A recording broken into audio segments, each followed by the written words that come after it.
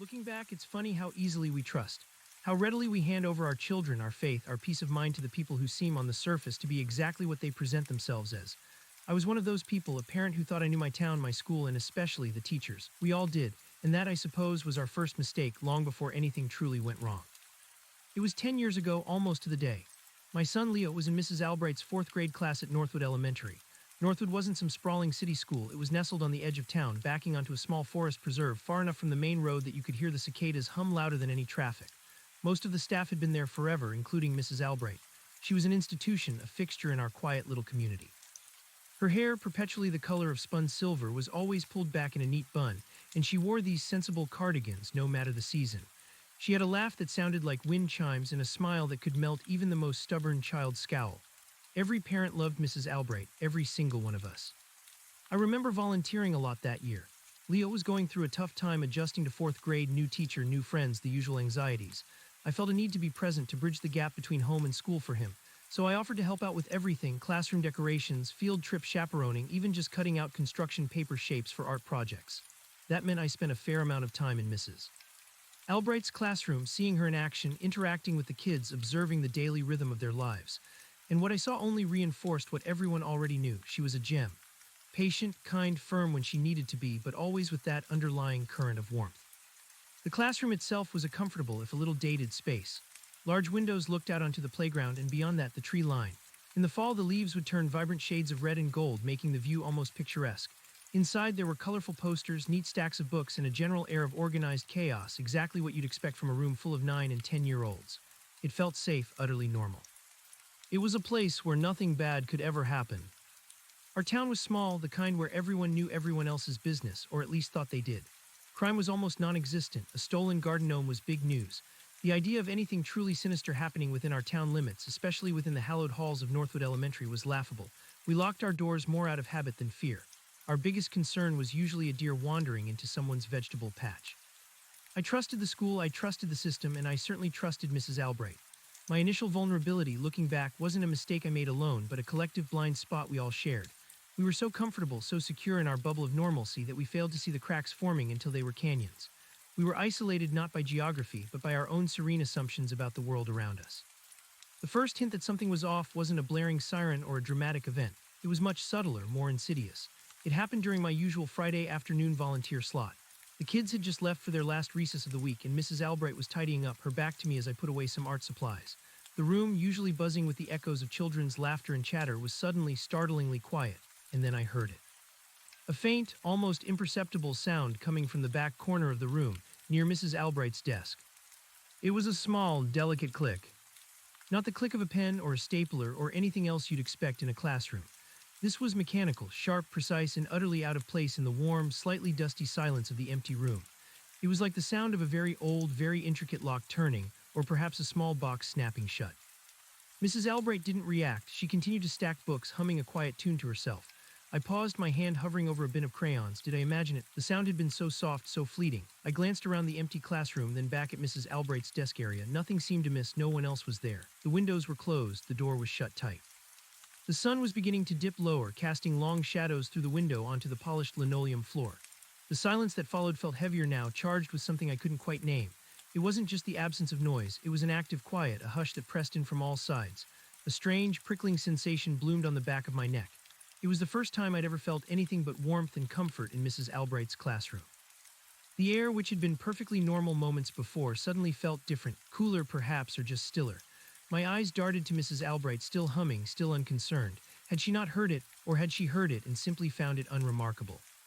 The click had been so small, so innocent, but in the sudden, profound quiet of that room, it felt like the first tremor before an earthquake, a tiny, almost missed signal that everything I thought I knew was about to be shaken to its core. The seed of dread had been planted. I forced myself to breathe, to push the strange feeling away. It was just a sound, a trick of the light perhaps, or a creak in the old building. Northwood Elementary had stood for decades, and old buildings made noises. I was tired, probably, overthinking things. Leo's anxieties often mirrored my own, and I'd been more on edge lately, trying to be strong for him. That had to be it. My imagination playing tricks in the quiet. Mrs. Albright turned then, a stack of graded papers in her hand, her silver hair catching the late afternoon sun. Her smile was as warm and genuine as ever, those familiar crinkles fanning out around her kind eyes. "All done for today, dear?" she asked, her voice soft like a lullaby. You've been such a help with the art supplies. I swear the glitter explosion after a Picasso-inspired project never truly dissipates. She chuckled, a sound as comforting as wind chimes. Her normalcy was a balm, a solid anchor against the fleeting unease. I must have imagined it. Of course I did. How could such a gentle sound be anything other than benign? It was absurd. Almost, I replied, trying to sound casual, but my voice felt a little tight. I finished putting away the last of the art bins, carefully aligning them on the shelf, just sorting these last few markers. I paused, glancing subtly towards her desk, a plain wooden affair piled with papers, a mug with wilting flowers, and a well-used planner. Nothing seemed out of place. No small, mysterious boxes, no intricate locks. Well, you run along now, Mrs. Albright said, moving towards her desk to place the graded papers in a tray. Enjoy your weekend. Tell Leo I expect his book report on Monday and no excuses about the dog eating his homework, she winked. I managed a smile, a little shaky. Will do, Mrs. Albright, you have a good one too. I walked out of the classroom, the familiar institutional scent of floor wax and old paper filling my nostrils, but it no longer felt entirely comforting. The school hallway, usually a lively corridor of echoes and muffled shouts, was eerily silent now, amplifying the sound of my own footsteps. Each step felt heavy, burdened by that small, precise click. I tried to shake it off, to mentally rewind and erase the moment, but the sound, once heard, resonated within me, refusing to be dismissed. It was a tiny stone dropped into the perfectly still pond of my trust, and though the ripples were barely visible, I felt them spreading. Over the weekend, I did my best to forget it. I focused on Leo, on soccer practice, on grocery shopping, on the mundane rhythms of our lives. But every now and then, when the house was quiet, the sound would return, a phantom whisper in my mind. A click. What was it? Why did it feel so unsettling? I didn't dare mention it to my husband. He'd just tell me I was being silly or that I was stressed. And he'd be right, wouldn't he? It was just a sound. Monday morning, dropping Leo off, I lingered a little longer than usual. I watched Mrs. Albright greet the children at the door, her smile radiant, her voice kind as she distributed morning tasks. She was everything we knew her to be, everything I wanted her to be. I told myself I was being ridiculous. But the seed once planted germinated. My perception once clear was now subtly warped. When I volunteered again that week, I found myself watching her, not overtly of course. I'd assist a child with a tricky math problem or help organize the reading corner, but my senses were heightened, subtly alert. I'd observe her movements, the way she interacted with the kids, her expressions. I expected to find nothing, to laugh at myself later for my silly paranoia. But then I started noticing things. Small things at first, insignificant on their own, but building a mosaic of slight oddities.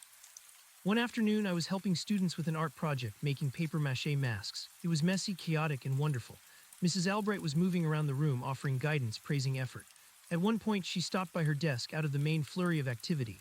I was tying an apron on Leo, my back mostly to her, but I caught her reflection in the window overlooking the playground. She wasn't looking at the papers on her desk or at the wilting flowers. Her gaze was fixed on something beneath the desk or just behind it.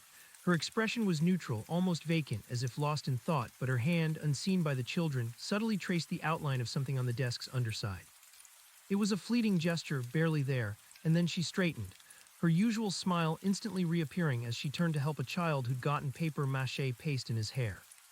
I blinked, wondering if I'd truly seen it. It was such a strange, furtive movement for someone usually so open and natural. And what was she tracing? The underside of her desk was just wood, or was it? A few days later, during morning drop-off, I noticed Leo seemed a little more subdued than usual. He was a generally bright and chatty kid, but that morning he clutched his backpack straps tightly, his eyes darting around the classroom. When Mrs. Albright called his name to come and help her with the attendance sheet, he jumped, a startled flicker in his eyes, before quickly composing himself and walking to her desk with his usual politeness. It was such a small thing, but it pricked at me. Had he always been so jumpy? I tried to remember. Fourth grade was a time of growth and change. Maybe he was just maturing, or maybe he had a big test coming up. That week, a minor incident occurred that, in retrospect, added another thread to the growing tangle of my unease.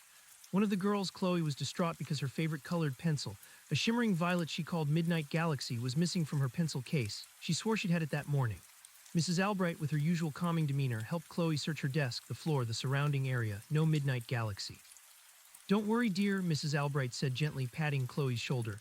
"Sometimes things have a way of reappearing when you least expect them. For now, why don't you borrow one of mine?" She offered a new set from her own desk. Chloe, though still sad, accepted. The following day, Chloe burst into the classroom, beaming. "Mrs. Albright, it's back, Midnight Galaxy. I found it right here in my pencil case, exactly where I always keep it." Mrs. Albright smiled, radiating warmth. "See, I told you it would reappear. Sometimes our things just like to play hide-and-seek, don't they?" Everyone chuckled, but I felt a chill. Chloe had been meticulous about her pencils. She'd searched that pencil case multiple times, and it just reappeared. I watched Mrs. Albright for a moment longer than was natural. Her smile was unwavering, her eyes sparkling with what appeared to be genuine delight for Chloe, but something about it felt staged, too perfect. I was beginning to see the world through a different lens, every detail amplified, every mundane event potentially significant. It was exhausting. I knew I risked becoming paranoid, projecting my own fears onto innocent occurrences. But I couldn't shake the feeling that the tapestry of Northwood Elementary, once so seamless, was fraying at the edges. My next volunteer shift was a Friday, the same day I'd heard the click. I was determined to be extra vigilant, to actively listen, to observe every corner of the room. My task was to sort through the classroom library, organizing books by genre and reading level. It gave me an excuse to move around, to be subtly watchful. The day progressed normally. The children were boisterous, learning, playing. Mrs. Albright was her usual self, a beacon of calm and wisdom. As the afternoon wore on, the hum of the cicadas from the forest preserve outside became louder, signaling the approaching end of the school week. Recess finally came. The children, a flurry of motion and sound, poured out onto the playground. Mrs. Albright went to the door, watching them go, her hand resting lightly on the frame. She always did this, a final check, a small moment of quiet supervision before she began her end-of-day tasks. I was shelving the last stack of chapter books when I heard it again. Glig. It was softer this time, perhaps, or I was just expecting it, so it didn't jolt me quite as much. But there was no mistaking it. It was the same sound. Mechanical, precise, almost delicate. It definitely came from the back corner of the room near Mrs. Albright's desk. My heart gave a heavy thump against my ribs. It wasn't my imagination, it was real. Mrs. Albright was still at the door, her back to me, her posture relaxed.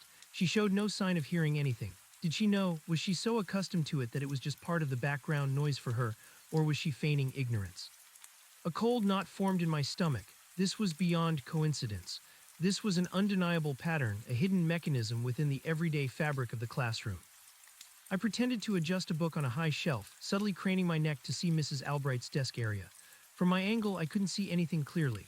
The late afternoon sun, which had been so golden and comforting just a week ago, now cast long, eerie shadows across the room, making familiar objects appear distorted, alien. Mrs. Albright eventually turned from the door, a serene smile on her face.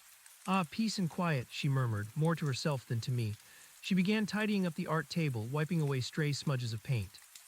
I felt a sudden, desperate urge to investigate, to walk over to that corner, to look under her desk, to find the source of the sound. But that would be too obvious, too confrontational. What excuse could I possibly have? My mind raced. I needed a distraction, something to get me near that area without looking suspicious. "Mrs. Albright," I began, my voice sounding unnaturally loud in the quiet room. She looked up, her smile still in place. "I think I might have misplaced my car keys. I thought I put them down somewhere when I was helping with the morning lesson plans. I remember being near your desk for a moment." It was a clumsy lie, but it was the best I could come up with. My keys were, in fact, safely tucked into my purse. Mrs. Albright's smile didn't falter, but her eyes seemed to hold a flicker, a fleeting spark of something I couldn't quite decipher. Suspicion, amusement, or just polite concern. "Oh dear, that's never fun," she said, her voice unruffled. "Well, let's have a look. Sometimes they fall under things." She walked towards her desk, her movements fluid and unhurried. I followed, trying to appear nonchalant, my heart hammering. This was it, my chance. She began to search, leaning down, peering under the edge of her desk. I leaned down too, pretending to search, but my eyes were darting, scanning. The underside of the desk was smooth, varnished wood, nothing obvious. No wires, no boxes, no hidden compartments, just dust bunnies and the faint scent of old wood polish. I felt a wave of relief, followed by a crushing disappointment. Had I been wrong? Was I just imagining things, letting my paranoia get the better of me? But then, as Mrs. Albright shifted slightly, her hand brushing along the front panel of the desk, I saw it. Or rather, I felt it. A faint vibration, a tiny tremor in the air, coinciding with the slight movement of her fingers. And in that same instant, something glinted. It was barely visible, a tiny sliver of polished metal, no bigger than a fingernail, recessed almost perfectly flush with the wood on the vertical face of the desk, near the bottom edge. It looked like a tiny, almost invisible button, or maybe a very small keyhole.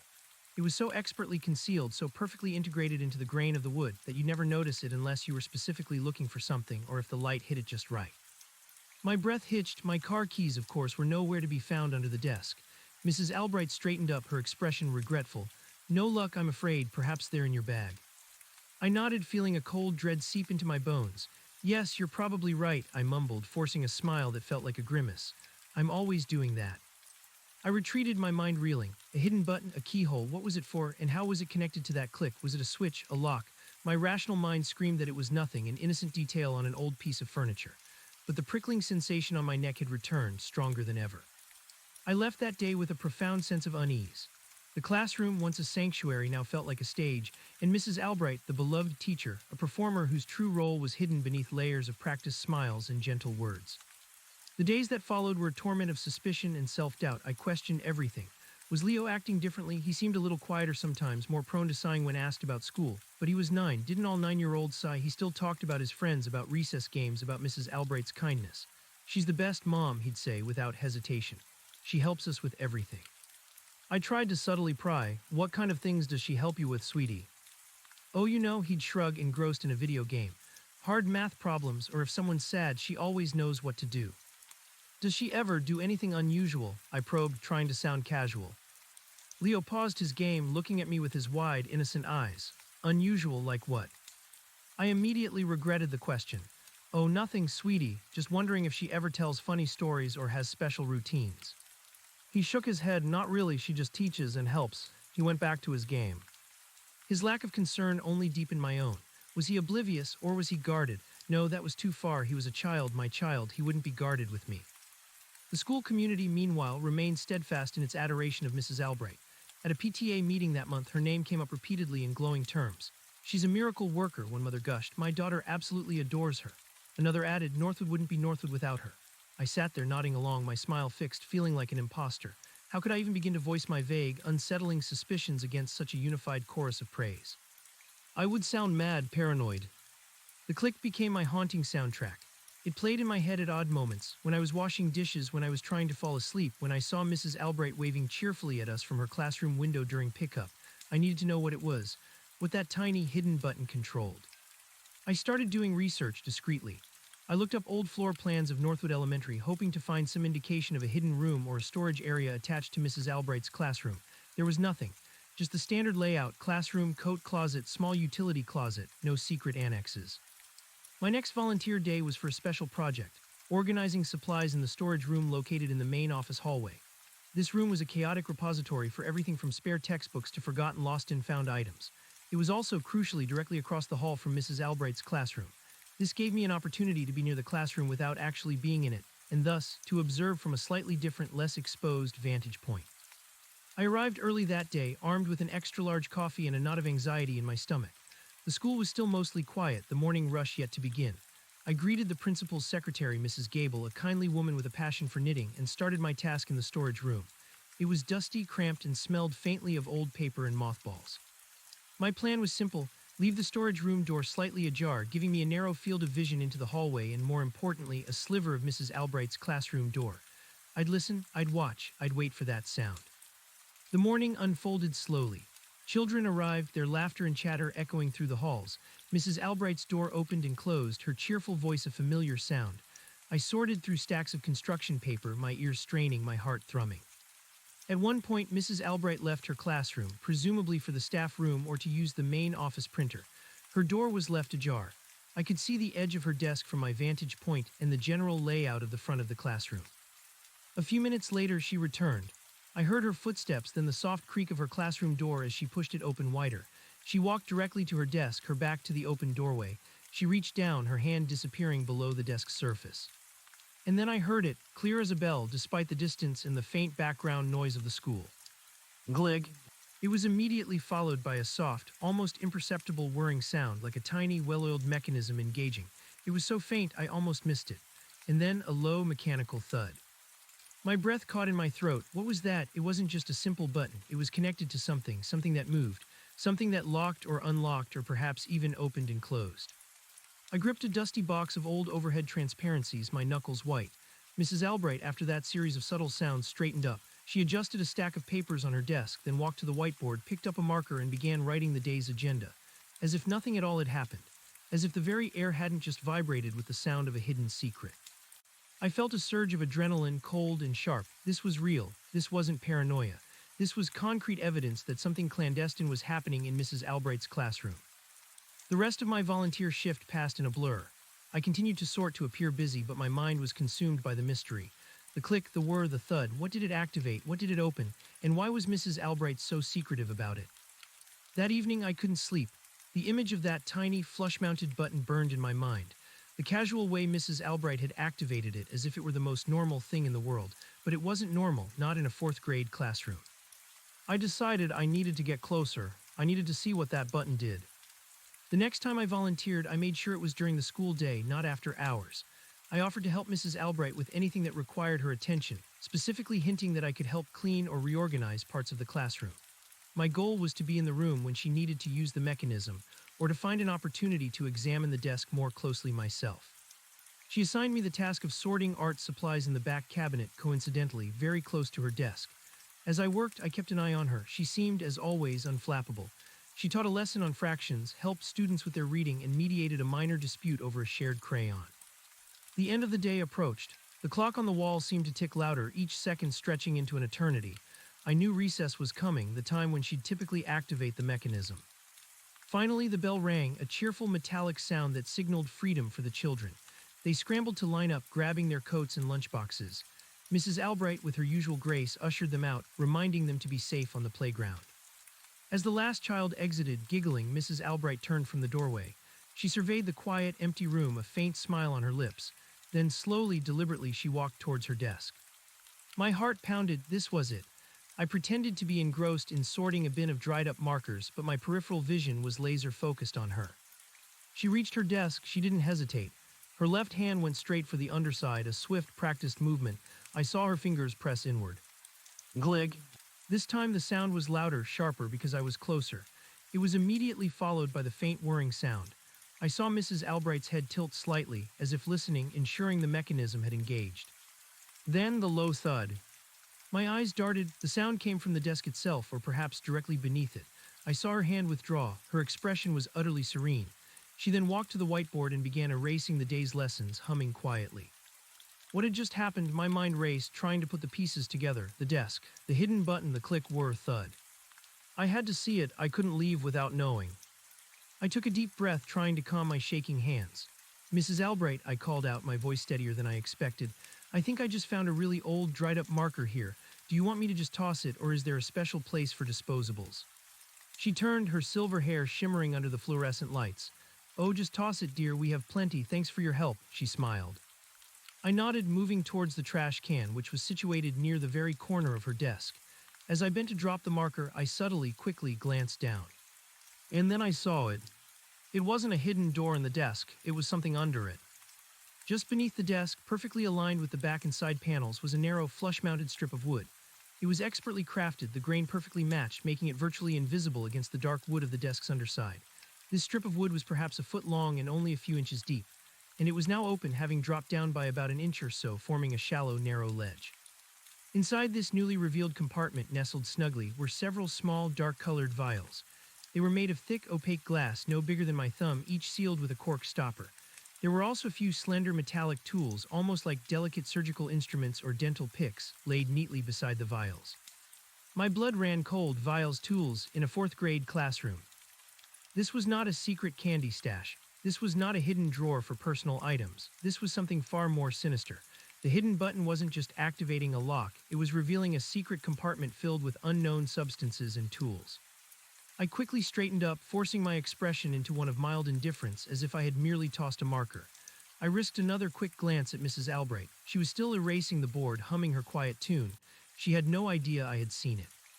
The full weight of what I had just discovered hit me like a physical blow. The trusted, beloved Mrs. Albright, the institution of Northwood Elementary, was harboring a secret. A very unsettling, potentially dangerous secret. I finished my volunteer shift in a daze. My head throbbed, my heart felt like a trapped bird beating against my ribs. I walked out of that classroom, out of Northwood Elementary, into the cool autumn air, feeling as though I had stepped into a different dimension. The world around me, once so solid and predictable, now felt brittle, fragile. How could this be? What were those vials? What were those tools for? My mind screamed for a rational explanation, but none came. The image of the opaque glass, the cork stoppers, the delicate metallic instruments, it was all wrong. It conjured images of laboratories, of experiments, of things that had no place in a school full of innocent children. I drove home slowly, mechanically. Leo's bright, innocent face flashed in my mind. He was in Mrs. Albright's class. He was in that room every day, my son, and I had trusted her. We all had. The seed of dread that had been planted weeks ago had now blossomed into a full-blown, terrifying certainty. Something was deeply, horribly wrong. The next few days were a blur of internal panic. I replayed the scene in my head endlessly, dissecting every detail. The subtle glint of metal, the way the compartment slid down, the silent vials, the meticulous tools. I tried to think of an innocent explanation. Maybe she was a hobbyist, a chemist in her spare time, and the desk was just a convenient, if odd, storage space. But the secrecy, the hidden button, the precise nature of the compartment, it all spoke of something intentional, something that needed to be concealed. My interactions with Leo became strained. I wanted to ask him everything, to pull every detail from his young mind, but I knew I couldn't. I couldn't spook him, couldn't let him know that his mother was terrified of his teacher. I worried I might lead him, plant ideas in his head that weren't there, so I kept my questions general, observational. How was school today, buddy? Fine, Mom. Anything exciting happen? No, not really. Did Mrs. Albright do anything interesting? She read us a story about dragons, it was cool. He was just a normal kid living a normal life, and I was now living a nightmare. I began to consider my options. Who could I tell? My husband? He would be concerned, but I feared he might dismiss it, rationalize it away. Vial's tools in Mrs. Albright's class. Are you sure you saw what you think you saw? Maybe they're for art projects like dyes or really precise cutting tools. He was a pragmatic man. He needed concrete proof, not just a gut feeling and a glimpse of something unsettling. The principal, Ms. Henderson, was a kind, professional woman, but she revered Mrs. Albright. Going to her with such a vague, sensational accusation without tangible evidence felt like career suicide for Mrs. Albright and social suicide for me. I would be branded the crazy parent, the one who saw conspiracies where there were none. No, I needed more. I needed proof. I needed to know what those vials contained, what those tools were for. I needed to understand the why. My next opportunity to volunteer was the following week. This time I had a specific goal: to get back to that desk, to somehow get a closer look, perhaps even touch one of the vials if I dared.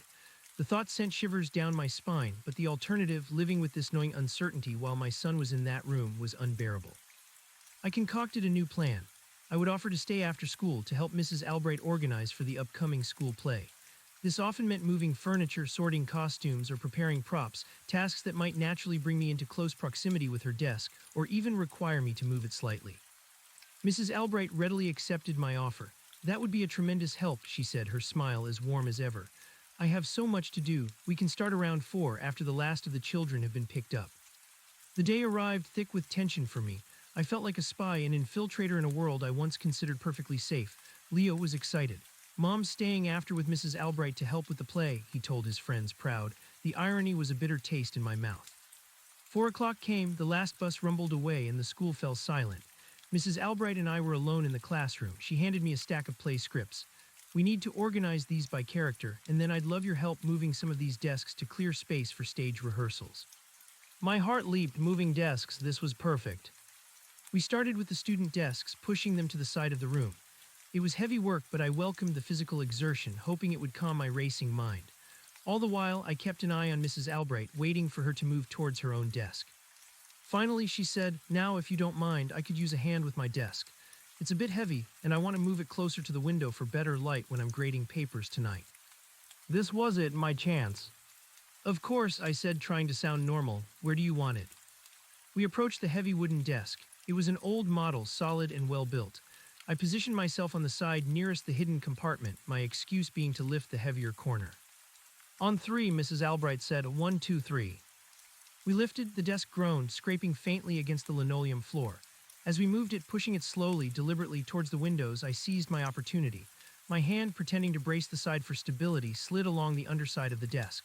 My fingers found the edge of the compartment, which was now closed and flush with the wood. I could feel the faint seam where the panel met the rest of the desk. It was almost perfectly smooth. I ran my fingers along it, just for a second, trying to gauge its depth, its mechanism. My fingers brushed against the tiny button, almost imperceptible to the touch. It was cold, metallic. Then, as we continued to shift the desk, a small jolt, a sudden bump against the floor as one of the legs caught on a slight imperfection in the linoleum, caused a tiny rattle from inside the compartment. A faint, muffled clinking sound like glass against metal. My blood froze. The vials, the tools, they were definitely in there. We finally got the desk into its new position, closer to the window. Mrs. Albright straightened, brushing her hands together. Perfect, thank you so much, it makes all the difference. Her smile was genuine, or so it seemed. I nodded, forcing a smile back. My mind was screaming. I had confirmation.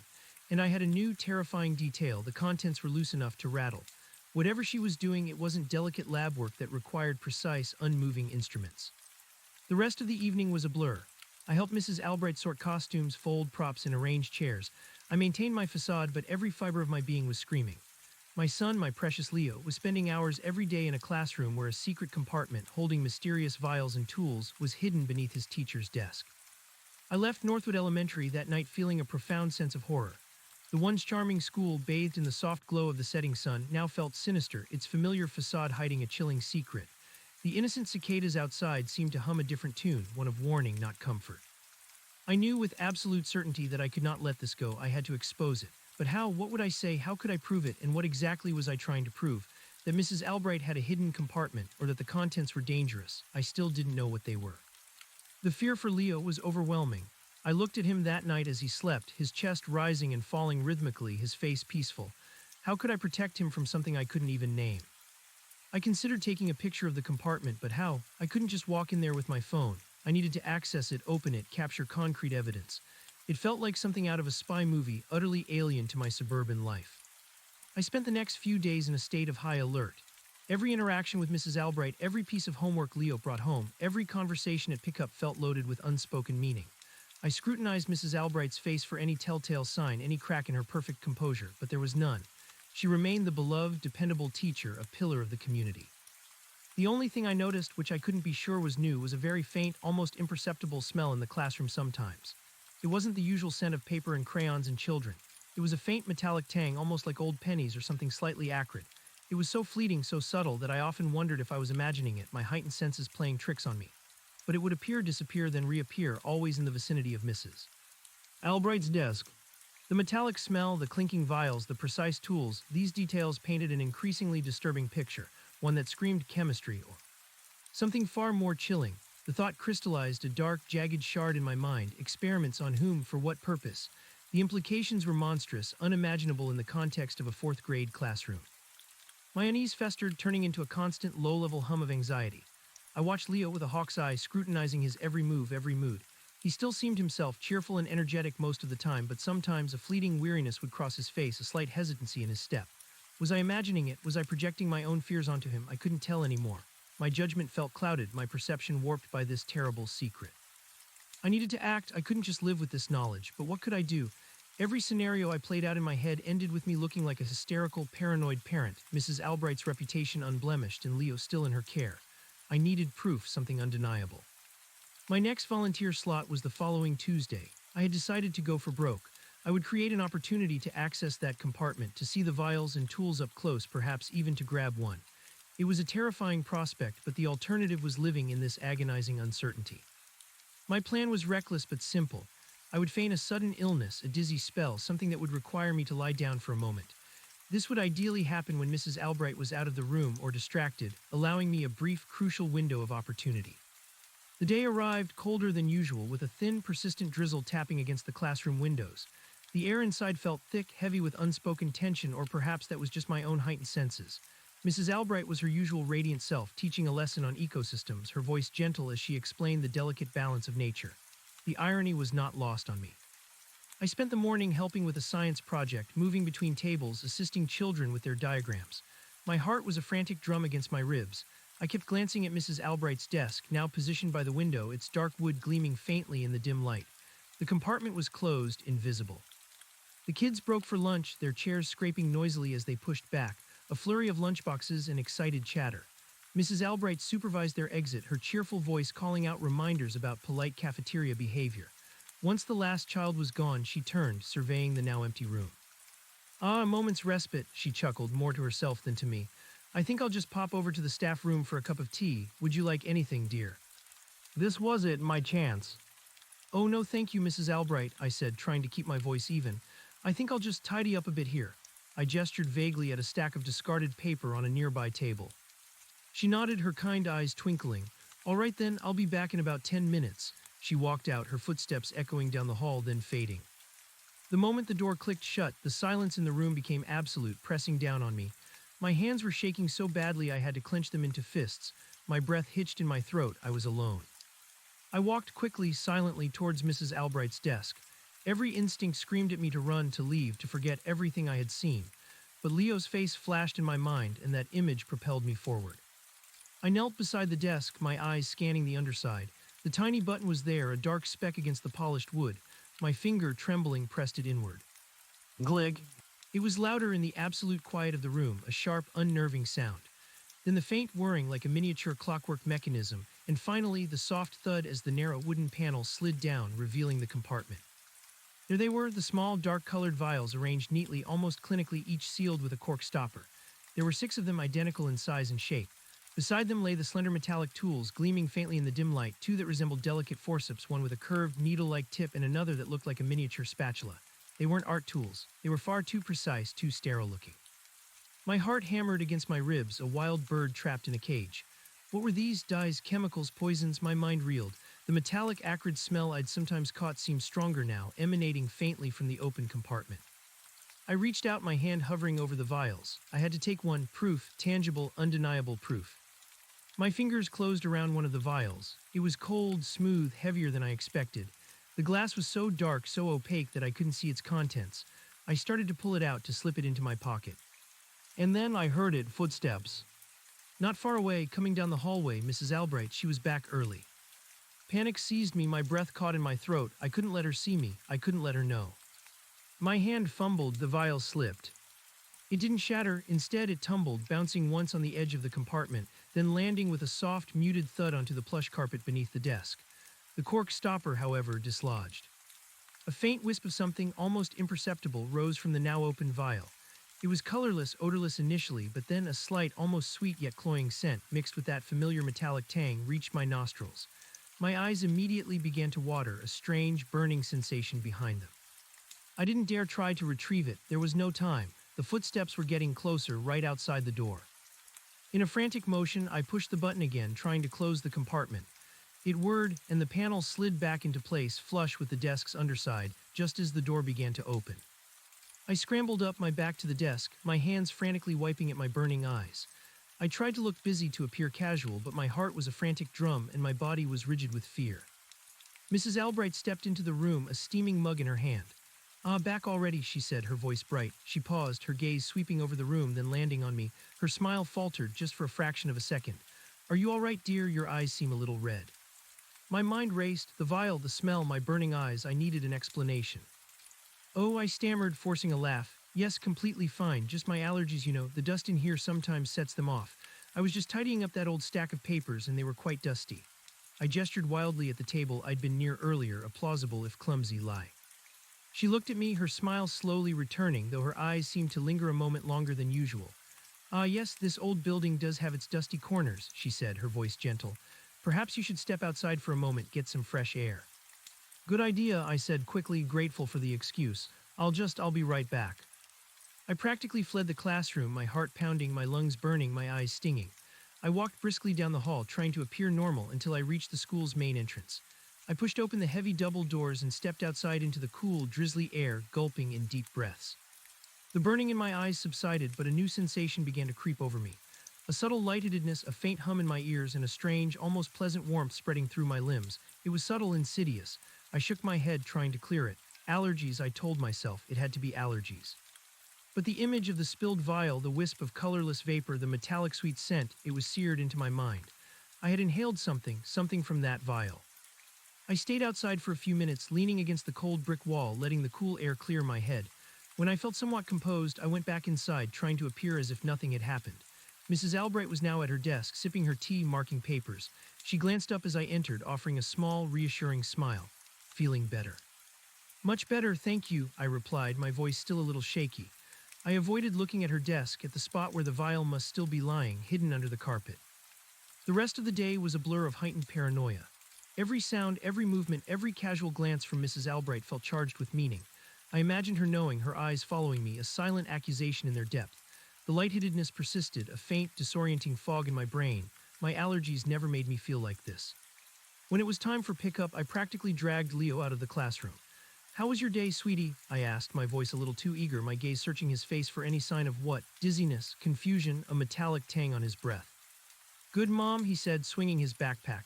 "Mrs. Albright said my drawing of the ecosystem was very good." He seemed perfectly normal, vibrant even.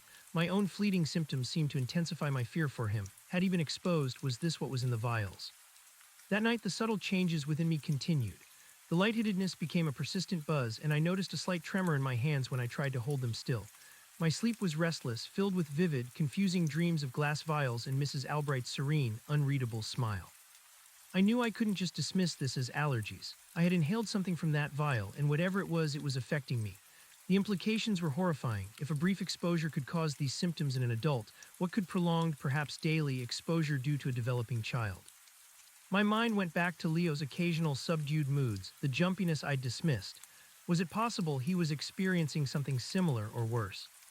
I spent hours on the internet desperately searching for information. Faint metallic smell vials in school, subtle behavioral changes in children. I found articles on environmental toxins, on neurological agents, on industrial chemicals. None of it fit perfectly, but the sheer volume of disturbing possibilities only fueled my terror.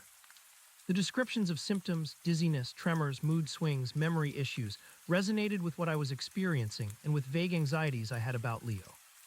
I remembered Chloe's missing pencil reappearing as if by magic.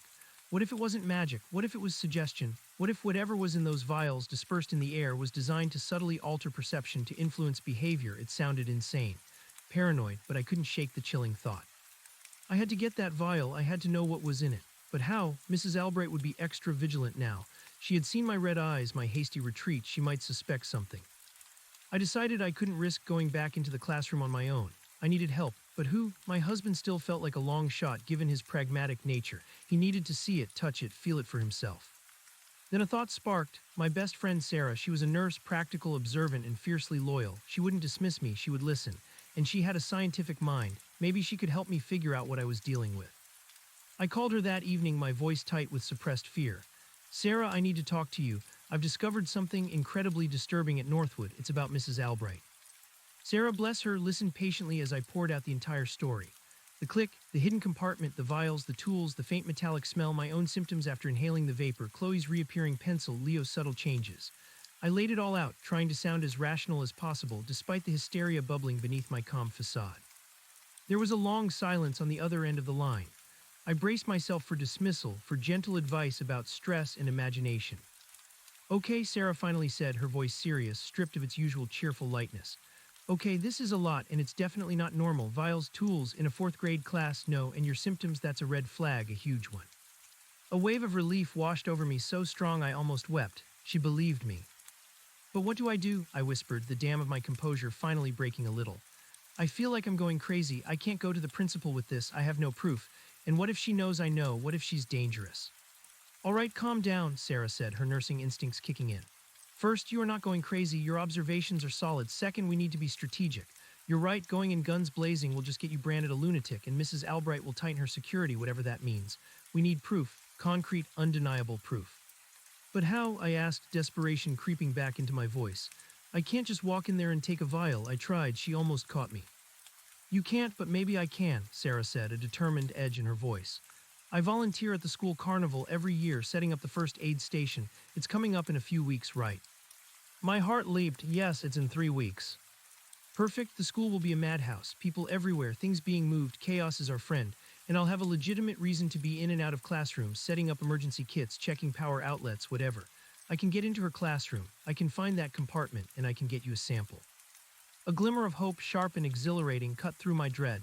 Sarah, you're amazing, but it's dangerous. What if she sees you? What if she's there? I'm a nurse. I'm used to tricky situations, Sarah replied, a touch of bravado in her tone. And I'll be careful. I'll make sure I have an ironclad reason to be there alone. Maybe I'll discover a faulty outlet near her desk and need to check it. We spent the next hour hashing out a plan. Sarah would volunteer for the carnival's first aid station, using it as cover. She would meticulously observe Mrs. Albright's movements throughout the day, looking for a window of opportunity. She'd carry a small, sterile container, a discreet plastic bag, and gloves. If she could get the vial, even just a drop of its contents, we'd have something to test. And in the meantime, Sarah added, I want you to keep a very close eye on Leo. Document everything, any changes no matter how small. His sleep, his appetite, his moods, his concentration, anything that seems off. And try to note when these things happen. Does it correlate with school days, with certain times of day? I've already started, I confessed, feeling a little less crazy now that I had an ally. I'm already seeing things. Good, now you need to keep this to yourself. Don't tell your husband, don't tell anyone, not until we have that sample. The fewer people who know, the safer you and Leo are. I agreed. The weight of secrecy was heavy, but the thought of having Sarah on my side of a concrete plan brought a strange sense of empowerment. I wasn't alone anymore. The next 3 weeks crawled by, each day an eternity. I continued my subtle observations of Leo, noting down every minor sniffle, every moment of quiet, every restless night. He seemed to fluctuate. Some days he was his usual boisterous self, full of energy and chatter. Other days he was withdrawn, easily frustrated, or unusually tired. It was inconsistent enough that, on its own, any doctor would dismiss it as normal childhood variability. But coupled with my suspicions, it fueled my growing terror. The faint metallic smell seemed to linger in the classroom more often now, or perhaps my sense of smell had simply become hyperaware. When I volunteered, I made sure to stay far from Mrs. Albright's desk, feigning interest in other parts of the room, careful not to give her any reason for suspicion. She in turn remained her perfect, amiable self, a mask of unblemished kindness. The carnival day finally arrived, a crisp Saturday morning, the air buzzing with excitement and the promise of sugary treats. The school grounds were transformed into a vibrant playground, complete with bouncy castles, face-painting stations, and games. Northwood Elementary was bustling with parents, children, and volunteers, a joyous chaos that was exactly what we needed. I arrived with Leo trying to blend in, to act like a normal parent enjoying the festivities. My heart was a lump of lead in my stomach. I saw Sarah in her volunteer vest, setting up her first aid station in the main office, a calm port in the storm of activity. We exchanged a quick, meaningful glance, a silent affirmation of our dangerous mission. Mrs. Albright was everywhere, a whirlwind of silver hair and cheerful smiles. She helped at the cake walk, handed out prizes at the ring toss, and even got roped into a round of musical chairs with the younger kids. She was the picture of a dedicated, beloved teacher, utterly above reproach. It made my skin crawl. Sarah had planned to make her move during the peak of the carnival, when the school building itself would be largely empty, most people outside, and Mrs. Albright occupied with her various duties. Around midday, she started her rounds. I saw her enter several classrooms, ostensibly checking fire exits and electrical outlets, carrying a small toolkit and a clipboard. She was a professional, blending in perfectly. I managed to keep Leo occupied with games and food, but my eyes constantly darted towards the school building, waiting. The minutes stretched into an agonizing eternity. Finally, I saw Sarah emerge from the main building, walking towards me with a purposeful stride. My heart leaped into my throat. She reached me, her face unreadable. "Did you?" I whispered, my voice barely audible above the carnival noise. She nodded almost imperceptibly, her eyes scanning the crowd. "Not the vial, too risky, but I got a sample." A wave of dizzying relief washed over me. "What do you mean? What did you get?" "There's a residue," Sarah said, keeping her voice low, her eyes fixed on something over my shoulder. "On the carpet, right under where the compartment is, it's almost invisible, a fine, powdery sheen. I think it's from the vial you dropped, or maybe from regular use." I swept a good amount into my bag, it sealed tight. My mind instantly pictured the spot, the precise location where the vial had fallen. Of course, a residue, it was brilliant, and safer than trying to remove an entire vial. "Thank you, Sarah," I breathed, tears pricking at my eyes. "Thank you." "Don't thank me yet," she said, her expression grim. "Now we need to get it tested, that's the hard part. We can't just walk into a lab and say, 'My kid's teacher might be poisoning him, can you test this dust?' They'd laugh us out of the building. Or worse, they'd call child services on me for making wild accusations without proof." "Then what do we do?" I asked, the hope I'd felt moments before beginning to dwindle. "I have a friend," Sarah said slowly, her brow furrowed in thought. "He's a retired forensic chemist, worked for the state crime lab for years. He's a bit eccentric, but he's discreet, and he owes me a favor, a big one. It'll cost us, but he might be willing to do it off the books, no questions asked." "Whatever it costs," I said immediately. "Just tell me, we need to know." "All right, I'll call him tonight, I'll let you know. In the meantime, act completely normal, enjoy the carnival. And keep that poker face on no matter what." I tried, I really did. I bought Leo cotton candy, watched him get his face painted like a tiger, and even managed a few forced laughs at the principal's terrible jokes. But inside, I was a coiled spring, vibrating with anxiety and anticipation. We had a sample. We were finally going to get answers. That evening, after Leo was asleep, I got the call from Sarah. "He'll do it," she whispered, her voice tight with a mixture of relief and trepidation. "But it's going to be expensive, and he's going to need a few days, maybe a week, to run the full battery of tests. He wants to know everything about the context, where it was found, your symptoms, Leo's changes. The more info, the better he can narrow down what he's looking for." I gave her every detail I could remember, every nuance of my symptoms, every subtle change I'd observed in Leo. I authorized the expense without a second thought. Money was irrelevant compared to Leo's safety. The next week was the longest of my life. Every morning I dropped Leo off at school, forcing a cheerful smile, then spent the rest of the day in a state of agitated waiting. Every time my phone rang, I jumped. I imagined the worst, a call from the principal, a visit from the police, Mrs. Albright herself at my door, her kind eyes holding a chilling knowledge. Leo continued his normal school routine, seemingly oblivious to the storm brewing around him. His occasional quiet spells and fleeting weariness now seemed more pronounced to me, amplified by my knowledge of the sample being tested. He complained of a few headaches, something he rarely did. I documented it all meticulously. Then, exactly 1 week after the carnival, Sarah called. Her voice was flat, devoid of emotion, which chilled me to the bone. "He has the results," she said. "He wants us to meet him tonight at his place. My shift ends at 6. Can you be ready by 6:30? "Yes," I said, my throat dry. "Absolutely."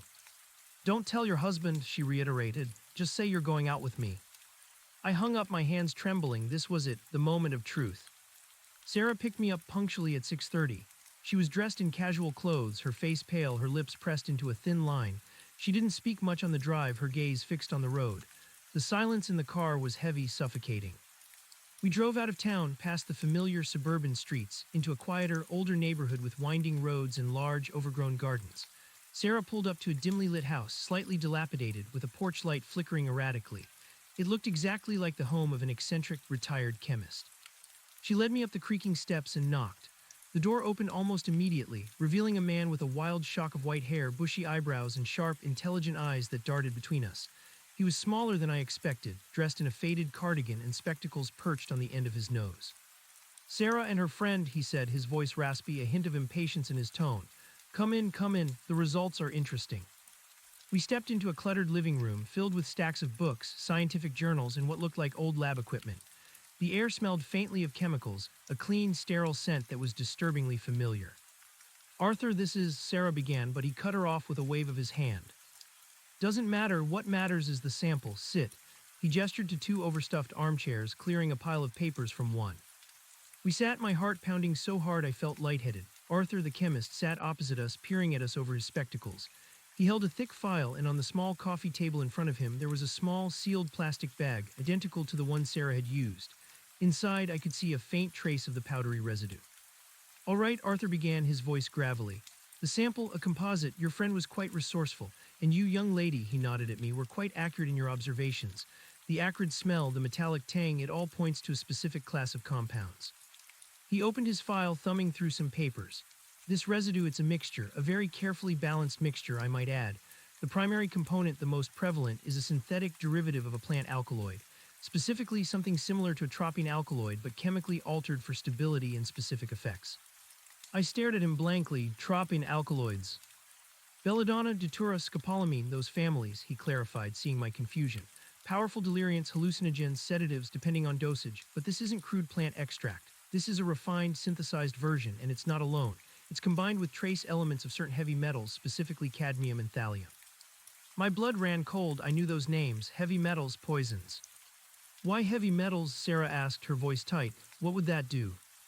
"Ah, good question, nurse," Arthur said, a strange glint in his eye. "The alkaloids alone, especially in vapor form and low dosage, would cause disorientation, a sense of mild euphoria or detachment, perhaps short-term memory impairment, difficulty concentrating. The body becomes a little sluggish, responses muted. In children, these effects would be more pronounced and harder for them to articulate." He paused, letting his words sink in.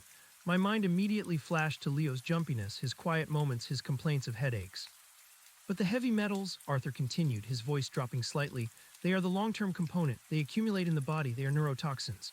Cadmium over time can cause kidney damage, bone damage, and neurological issues, headaches, fatigue, learning difficulties, irritability. Thallium, that's a particularly nasty one. Acute exposure causes hair loss, vomiting, diarrhea. Chronic exposure leads to severe neurological damage, motor skill impairment, even psychosis." He looked directly at me, his sharp eyes piercing. "The amounts I found were trace, not enough for acute poisoning, but this isn't meant to be a single dose. This is consistent low-level exposure. Over time, these compounds would slowly, insidiously affect the central nervous system. They would create a population that is compliant, less energetic, more suggestible. Their cognitive functions would be impaired, their memory fuzzy. They would attribute these feelings to being tired or unwell or just growing up." My stomach lurched. Compliant, suggestible, impaired, a population. He was talking about the children, all the children in Mrs. Albright's class, all the children who had passed through her classroom year after year. This is a controlled, deliberate chemical alteration," I whispered, horror rising in my throat. She's poisoning them." "In essence, yes," Arthur confirmed, leaning back, his expression grim. "Not to kill, not to immediately incapacitate, but to subtly reshape, to dull the edge, to create a more manageable subject pool. Your description of Chloe's pencil reappearing, that could be a side effect of impaired memory. The children would genuinely believe they misplaced it, or that it simply reappeared, their minds altered to accept the inconsistencies. Or perhaps they were even told it reappeared, and their suggestibility allowed them to accept it as truth. Sarah was white as a sheet. My God, how long could this have been going on, if she's an institution, as you say, for years, decades even? The compounds are designed to be volatile in air, easily inhaled, and then degrade relatively quickly in the environment, leaving minimal traces for casual detection. But in the body, especially the heavy metals they accumulate, this is sophisticated. This is not some amateur playing around.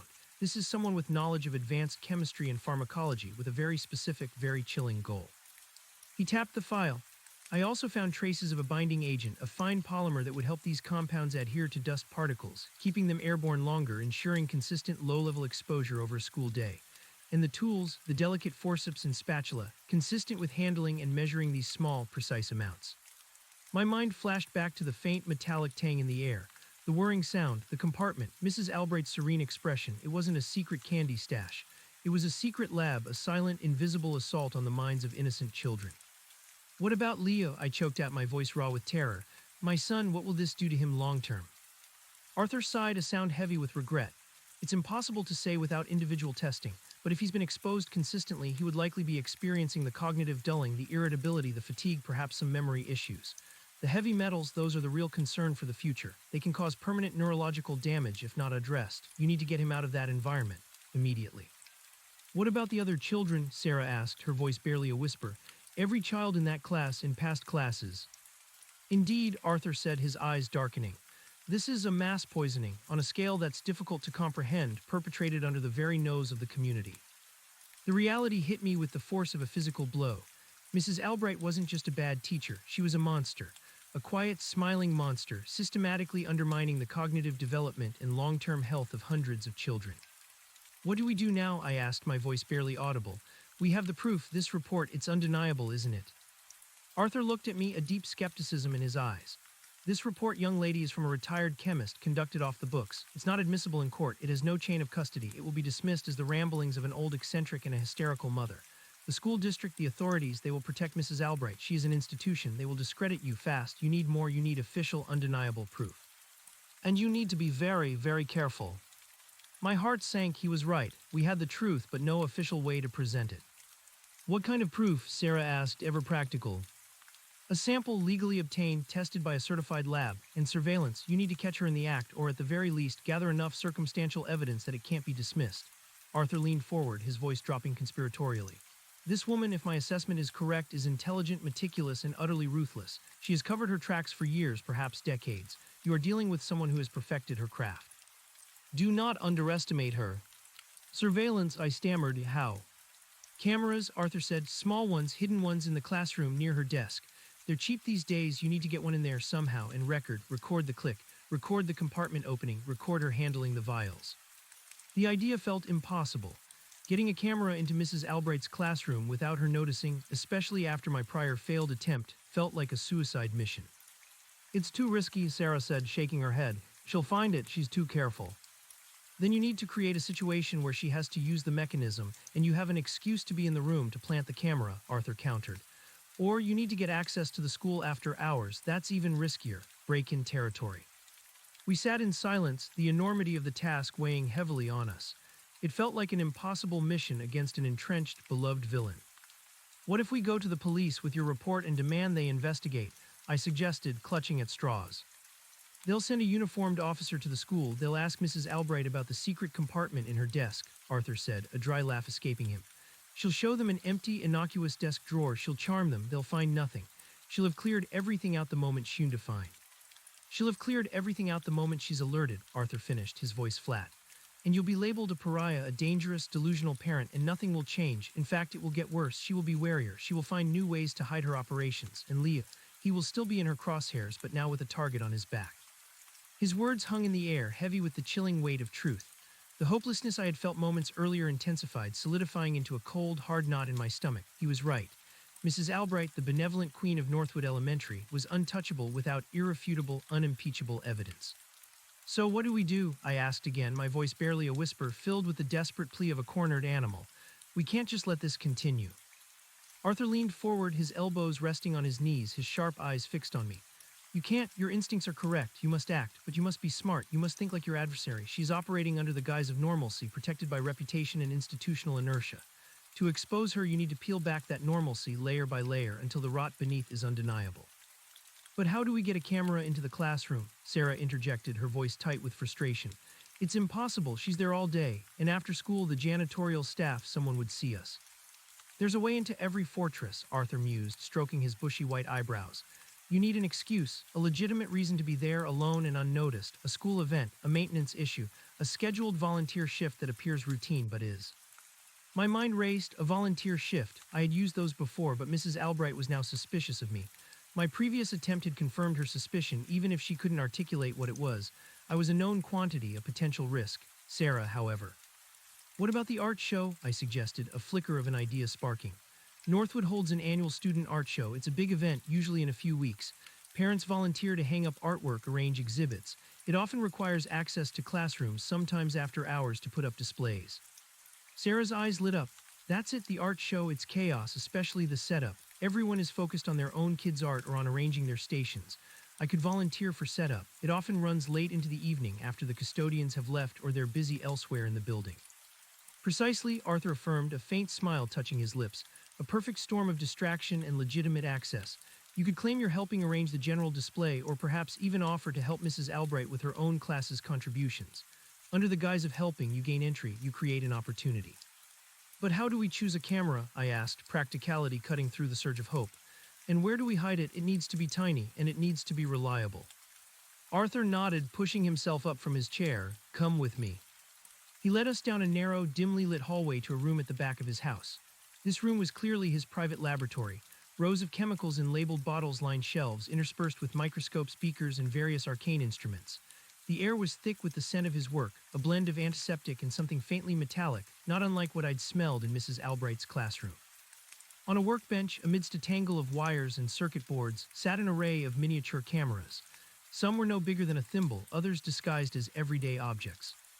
These are remarkable, Sarah murmured, picking up one no bigger than a button. Modern technology, Arthur said with a shrug. I dabble for various consultations. This one, he picked up a small, black device roughly the size of a USB stick, is quite effective. It has excellent video and audio quality, infrared night vision, and motion detection. It can record for up to 12 hours on a single charge and stores data on a micro SD card, discreet, reliable, and easily concealed. He showed us how it worked, how to activate it, how to retrieve the data. My mind raced, envisioning the camera hidden beneath the desk, capturing the telltale click, the whir, the thud, the opening compartment, Mrs. Albright's hand, the vials, the tools. But where do we hide it? I asked, staring at the small device. It has to be right where the action happens, near the compartment, and it has to be secure, unable to fall. The underside of her desk, Arthur suggested. Perhaps affixed to the desk leg, facing upwards towards the compartment. Or even better, directly above the compartment, on the very underside of the desktop, pointed down. With a bit of strategic placement and some double-sided adhesive tape, it could be virtually invisible unless you were actively looking for it from below. I'll need to volunteer for setup then, Sarah said, her jaw set with determination. I'll make sure I get assigned to Mrs. Albright's room or a nearby one. I'll make an excuse to be alone near her desk. No, Arthur interjected, shaking his head. You will be the one setting it up, Sarah. You have a reason to be moving freely carrying a toolkit. Your friend, however, needs to be the one to retrieve it. You cannot risk being caught twice. If they catch Sarah, then you've lost your only remaining ally with a shred of credibility. Your friend they've already dismissed as paranoid. You are disposable. She is not. He pointed a finger at me. He's right, I said, a shiver running down my spine. I've already raised enough suspicion. Mrs. Albright is probably watching me now, even if subtly. Sarah is our best shot for the initial placement. And retrievals, Sarah asked. The art show runs for 2 days, I explained. The first day is for setup and a private viewing for families. The second day is open to the public. After the public viewing, everything is taken down. This usually happens late into the evening, sometimes after the custodians have gone or when they're overwhelmed with cleanup in other areas. I can volunteer for takedown. It's just as chaotic as setup, if not more so. People are tired, ready to go home, less observant. Excellent, Arthur said, a rare note of approval in his voice. 2 separate individuals for placement and retrieval. It doubles your security, but you both need to be absolutely meticulous. Plan every step, rehearse your excuses, know the layout, know Mrs. Albright's schedule, and if there's any risk of being discovered, abort the mission. The camera is not worth your safety or the safety of your son. He handed Sarah the camera and a tiny, sealed plastic bag containing the double-sided adhesive. Charge it fully before you go, test it. Make sure you know how to operate it in the dark by touch if necessary, and be aware of your surroundings at all times. We left Arthur's house that night with a renewed sense of purpose, but also a profound apprehension. The next few weeks leading up to the art show were going to be a tense waiting game. The plan began to unfold. Sarah, using her nursing experience and reputation as a reliable volunteer, secured a position on the art show setup committee. She specifically requested to assist with the fourth grade classrooms, knowing that Mrs. Albright's room would be her primary target. I in turn volunteered for takedown, ensuring I would have a reason to be in the building when Mrs. Albright's desk would likely be accessible. In the intervening weeks, I became a phantom presence at Northwood. I reduced my volunteer hours, making vague excuses about work and family commitments. My goal was to fade into the background to allow Mrs. Albright's suspicion of me to wane, to become just another busy parent.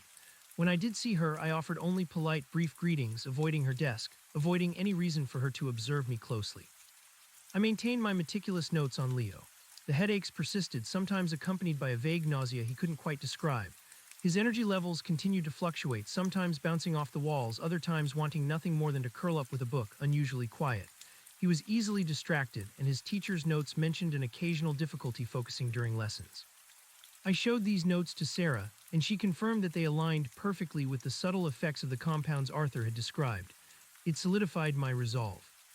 Sarah and I met often covertly in coffee shops or during our lunch breaks to refine our plan. We studied the school's floor plans, mentally rehearsing the routes, the timing, the excuses. Sarah practiced with the camera, learning to attach and activate it silently in the dark by feel. What if she moves her desk again? I worried one evening over lukewarm lattes. What if it's in a completely different spot or she's rearranged her entire classroom? Then we adapt, Sarah said, ever pragmatic. The camera is small enough to fit almost anywhere. The key is getting close enough to attach it discreetly and securely without drawing attention. The day of the art show setup arrived, a blustery Tuesday afternoon. I dropped Leo off at school, my heart a leaden weight in my chest, a fervent prayer on my lips for Sarah's safety. I watched her enter the main entrance, her volunteer vest crisp, her face calm and focused. She carried a large tote bag, ostensibly filled with art supplies, but containing the tiny camera, adhesive, and a powerful sense of purpose. I spent the day at home, a nervous wreck, pacing, rereading Arthur's report, trying to distract myself. Every hour felt like an eternity. I imagined every scenario: Sarah getting caught, the camera failing, Mrs. Albright being unusually vigilant. Finally, late that evening, around 10 o'clock, my phone buzzed. It was Sarah. "It's done," she said, her voice a little breathless but triumphant. "It's in place, and it's recording." A wave of profound relief washed over me, so potent it almost buckled my knees. "Oh my God, Sarah, you did it. Are you okay? Did anyone see you?" "I'm fine. No one saw a thing." I waited until Mrs. Albright had left for the night. I feigned a problem with a display in the opposite classroom, then doubled back. The custodians were busy in the gym. I had maybe 5 minutes tops, but it was enough. "It's on the underside of her desk, pointed right at the compartment. You won't see it unless you're practically on your hands and knees." Thank you, Sarah," I whispered, tears pricking my eyes. "You're incredible." "Don't thank me yet," she said, echoing Arthur's earlier words. "The hard part is over, but the riskiest part is still to come. Now we wait for the footage, and then you have to retrieve it." The next 2 days, the art show itself, were surreal blur. I attended with Leo, admiring his crayon masterpiece of a sunflower, pretending to be a normal, proud mother. Mrs. Albright was, as always, radiant and engaged, moving through the crowds, complimenting artwork, chatting with parents. She seemed completely oblivious to the silent eye hidden beneath her desk, watching, waiting. The metallic tang in her classroom, I noticed, seemed stronger now, or perhaps I was just hyperaware, my senses finely tuned to any anomaly. I couldn't shake the image of her, smiling, surrounded by the very children she was systematically harming. The duplicity was chilling, a mask of pure evil hidden behind a facade of wholesome goodness. The art show concluded late Saturday afternoon. The throngs of parents and children slowly dwindled. The school, once a vibrant hub of activity, began to empty, returning to its usual weekend quiet. I had volunteered for takedown. I arrived around 6 p.m., just as the last stragglers were leaving. The principal, Ms. Henderson, was overseeing the initial cleanup in the main hallway, directing volunteers to various classrooms. "Ah, good you're here," she said, spotting me. "We need a lot of help in the fourth grade wing. The art displays are quite elaborate this year. Could you start with Mrs. Albright's room? Just carefully take down the artwork and stack it by the door for the parents to collect tomorrow." My heart leaped into my throat. Mrs. Albright's room, perfect. "Of course, Ms. Henderson," I said, trying to keep my voice even. "I'll head right over." I walked down the quiet hallway, the only sounds the distant hum of the ventilation system and the occasional clang of a trash can being emptied by a custodian in another wing.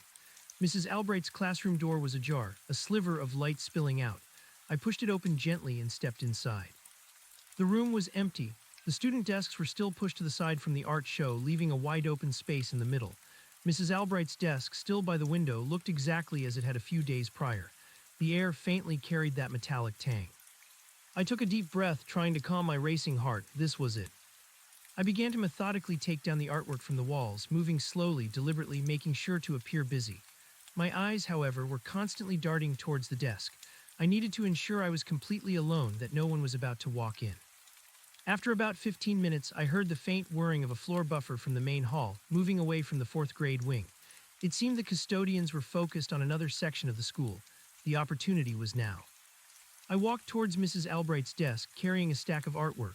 I knelt down, pretending to arrange the stack on the floor beside the desk, my back to the door. My fingers, trembling slightly, reached for the underside of the desk.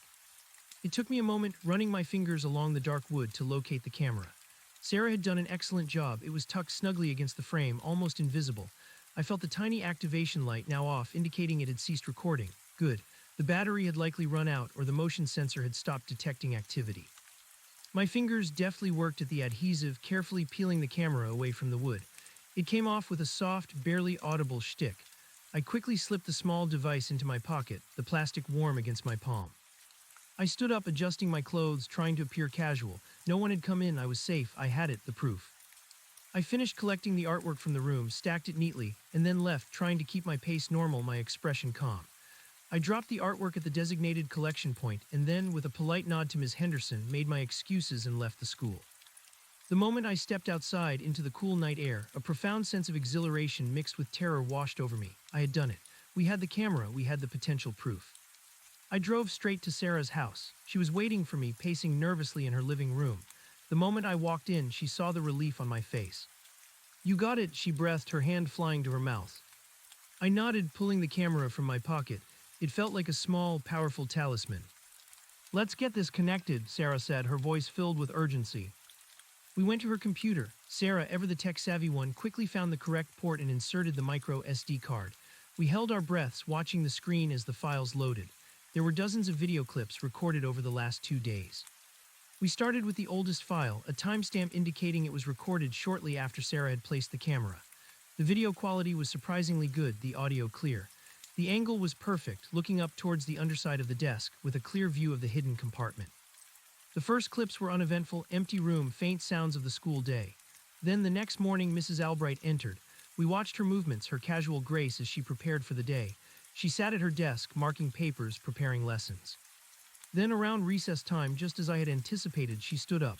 She walked around the desk, her left hand going straight for the underside. Glig. The sound was sharp and clear, reverberating through Sarah's speakers. We saw her fingers press inward. Then the faint whirring sound and the soft thud as the narrow wooden panel slid down, revealing the compartment. Our eyes widened. It was all there, unmistakable. Inside the compartment, nestled neatly, were the 6 opaque glass vials sealed with cork stoppers, and beside them, glinting faintly, were the slender metallic tools, the delicate forceps, the needle-tipped instrument, the miniature spatula. Mrs. Albright's hand reached in. She carefully picked up one of the vials, turning it over in her fingers. She uncorked it with a practiced movement, a wisp of colorless vapor, almost invisible, rising from its mouth. She held it close to the desk surface, then with the miniature spatula she carefully scraped a minuscule amount of fine powder from the inside of the cork stopper, or perhaps directly from the vial's rim. She then, with another delicate movement, tapped this powder onto the carpet directly beneath the compartment, precisely where the camera was aimed. It was a fine, almost imperceptible dusting, settling onto the plush threads. Then she recorked the vial, placed it back in its slot, and pressed the button. The compartment whirred and slid shut, flush with the desk's underside, leaving no trace of its existence. She straightened up, adjusted a stack of papers, and then walked to the whiteboard, humming quietly, as if she had merely been thinking about the day's lesson. We watched in stunned silence. The video played on, showing similar actions at various points during the day, before and after recess, before and after lunch. Always discreet, always casual, always methodical, always that faint dusting of powder onto the carpet. The slow, insidious release of the compounds into the classroom air. Then came the clip from the moment I had dropped the vial. We saw my hand, reaching in, fumbling. The vial slipped, bounced off the edge, and landed on the carpet, rolling slightly. The cork stopper dislodged, and a more substantial wisp of vapor, still colorless but more visible this time, rose from it. We saw the hurried movement as the compartment closed, and then my frantic wiping at my eyes as Mrs. Albright entered. The camera, however, was trained on the carpet. It captured with chilling clarity the discarded vial lying on the rug, the open cork, the faint shimmer of residual powder around it. It then continued to record for several minutes, showing nothing but the empty carpet and the ambient sounds of the classroom until the battery died. "Oh my God," Sarah whispered, her face pale. "It's all here, every single detail. The compartment, the vials, the tools, the dusting, the chemical release." My hands were shaking, not from fear now, but from a cold, righteous fury. She was poisoning them right there every single day in plain sight. "And the residue," Sarah added, her voice gaining strength. "That's why Arthur found it on the carpet. She was dusting it out of the cork onto the floor, allowing it to aerosolize and disperse naturally into the air currents of the room. It's brilliant, subtle, almost untraceable without knowing exactly what to look for and where." "We have it," I said, a fierce determination hardening my voice. "We have the proof, now what?" "Now we take it to the authorities," Sarah declared. "This isn't just a parent's accusation anymore. This is undeniable video evidence of criminal activity, and it requires immediate action." But the memory of Arthur's caution echoed in my mind. He said they'd protect her. He said they'd dismiss anything that wasn't legally obtained by certified labs. Will they really take this seriously, Sarah? A video from a hidden camera. Sarah frowned, her confidence wavering slightly.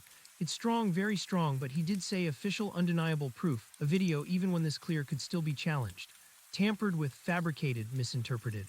Especially if it comes from us directly. They'll question our motives, our methods. They'll want chain of custody." "So what do we do?" I asked, the familiar dread creeping back in. We were so close, yet still felt so far from a solution. "We need to bring in someone with official authority who has to investigate it," Sarah mused, tapping her finger on the desk. "Someone who can't dismiss it, not just a local cop who Mrs. Albright can charm. Someone with a broader jurisdiction, someone with a scientific background, perhaps." "The State Health Department," I suggested, "or a child protection agency." "Maybe," Sarah said, her brow furrowed, "but they still might refer it back to local authorities or take weeks to respond. We need someone who can act fast. This is ongoing. Leo is still in that classroom every day." Then a thought struck me. What about the school board, not Ms. Henderson, but the board itself? They're elected officials. They have a duty to protect the children of the entire district, and they might have an internal investigator or a legal team that would be forced to take this seriously, given the public implications. Sarah considered it. Yes, the school board, and specifically the superintendent. They're ultimately responsible for the well-being of the students and staff. If we present this to the superintendent with a legal representative, it would be much harder for them to dismiss. They'd have to act, if only to protect their own reputations and the district from a massive lawsuit. "And a lawyer," I asked. "Who would we even go to?" "My brother-in-law, Mark," Sarah said, a flicker of hope in her eyes. "He's a sharp lawyer, specializes in civil rights and public interest cases. He's incredibly ethical and he believes in justice. And he's family, so he'll trust us and he'll move fast." The plan began to form. We would present the video evidence and Arthur's unofficial report to Mark. He would then advise us on the best course of action to approach the school board superintendent and, if necessary, the police or state authorities, ensuring the evidence was presented in the most legally defensible manner possible. The next morning, I called Mark, using the excuse of a serious family matter to get an immediate meeting. He agreed to see us that afternoon. I arrived at Mark's office with Sarah, the weight of the tiny SD card in my pocket feeling heavier than ever. Mark was a tall, serious man with kind eyes, Sarah's brother-in-law. He listened intently as Sarah and I, in hushed, urgent tones, recounted the entire story. The suspicion, the research, the initial glimpse, the medical findings, Arthur's terrifying report, and finally, the video evidence. We watched Mark's face as he viewed the video clips. His initial skepticism slowly morphed into disbelief, then horror, and finally a cold, controlled fury. The click, the whir, the thud, Mrs. Albright's methodical movements, the delicate dusting of powder onto the carpet, it was all laid bare.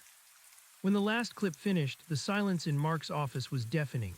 He took off his glasses, rubbing his temples. "My God," he breathed, his voice raw. "This is monstrous. A systematic chemical assault on children in a school. This is beyond anything I've ever seen." "So you believe us?" I asked, a fresh wave of hope surging through me. "Believe you?" Mark scoffed, shaking his head. "The video is undeniable. Coupled with Arthur's forensic analysis, even if unofficial, it paints a horrifyingly clear picture. This isn't just negligence. This is deliberate, premeditated harm. This is criminal."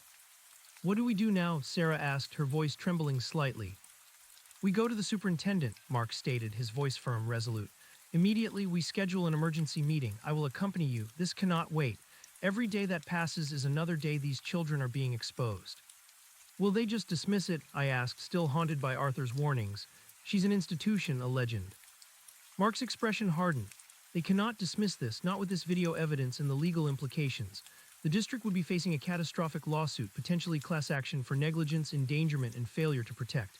The superintendent's job, the school board's reputation, the entire district's solvency, it's all on the line. They have to act, and they have to act decisively. He leaned forward, his gaze intense. But you too need to understand the gravity of what we're about to do. When this breaks, it will be a scandal of epic proportions. Mrs. Albright will be exposed, but your lives will also be turned upside down. There will be investigations, media attention, public outcry. And she will fight. She will try to discredit you, to portray you as unstable, as vengeful. You must be prepared for that. We're prepared, I said, my voice steady, my resolve unwavering. My son's health, the health of countless other children, depended on it. We just want it to stop and for her to be held accountable. Mark nodded. Good, now I need to make some calls. This evening I will contact the superintendent's office, demand an immediate confidential meeting. I won't reveal the full scope of the information over the phone, but I will make it clear that it involves a serious threat to student safety, requiring urgent attention. The next morning the call came. The superintendent, Dr. Eleanor Vance, had agreed to an emergency meeting for that afternoon. The meeting was held in a nondescript conference room at the district administration building. Dr. Vance was a formidable woman, sharp-eyed and impeccably dressed, accompanied by the district's legal counsel, a stoic woman named Ms. Davies. Mark introduced us, then calmly laid out the narrative, starting from my initial observations to Sarah's corroboration, Arthur's initial analysis, and finally, the damning video evidence. We presented Arthur's unofficial report as context, highlighting his professional background, but emphasized that the video was the undeniable core of the proof. Dr. Vance watched the video with a poker face, her expression unreadable. Ms. Davies took meticulous notes, her pen scratching softly against her pad. The small conference room was silent, save for the faint whir of the projector and Mrs. Albright's recorded click, whir, and thud.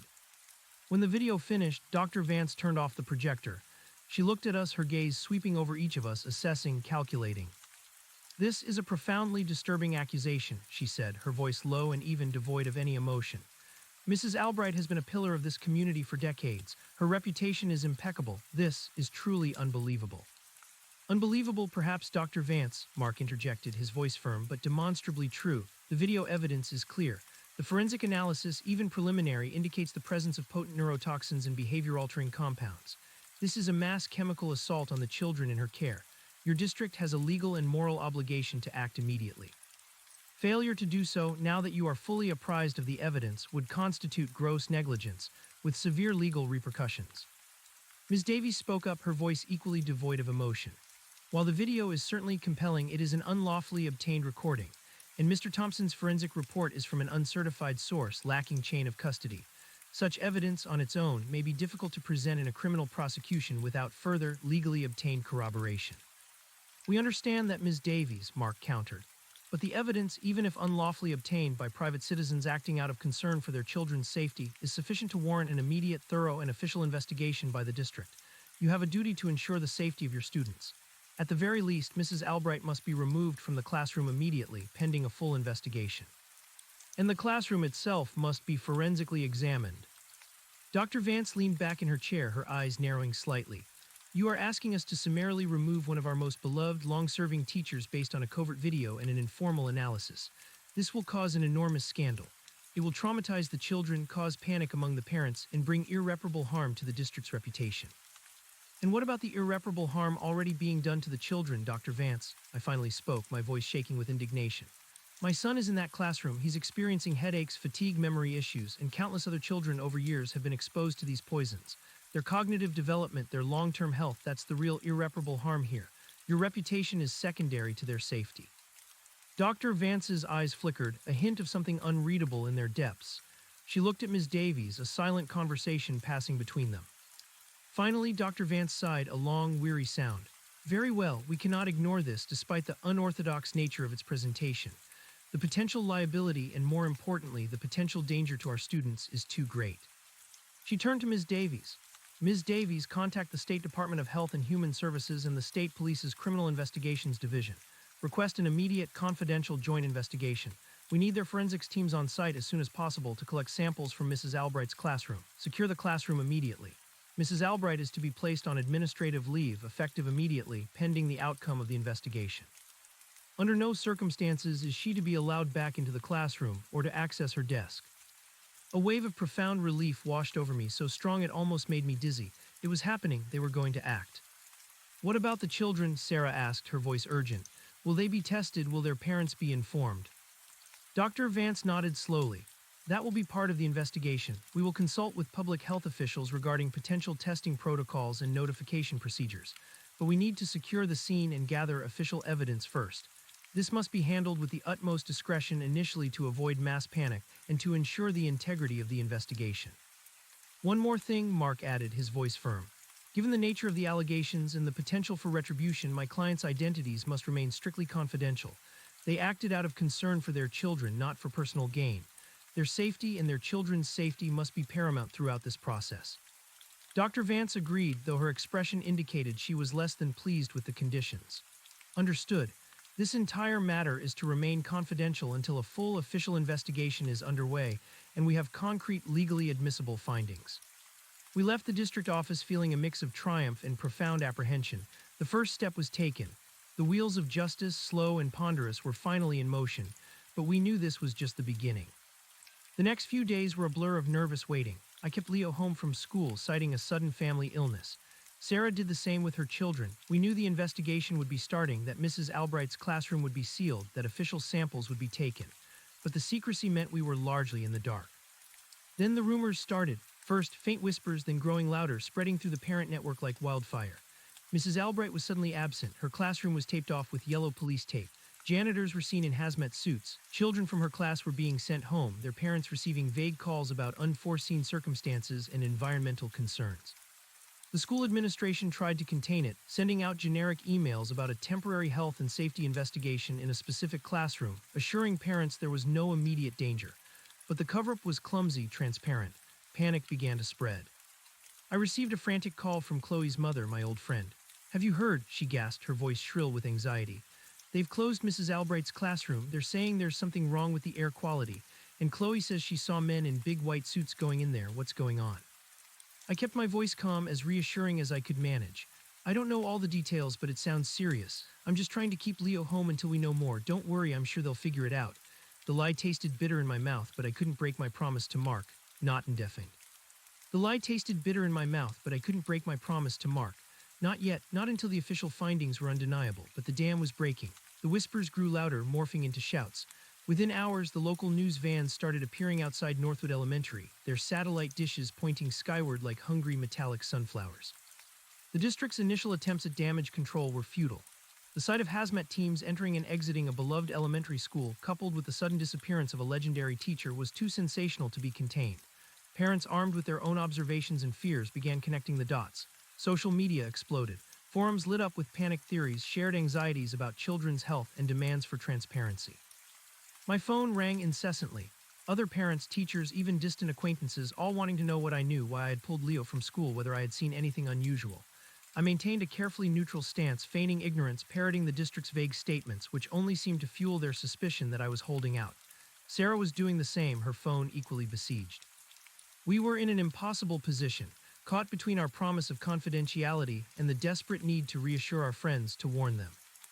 Then 3 days after our meeting with Dr. Vance, the first official press conference was held.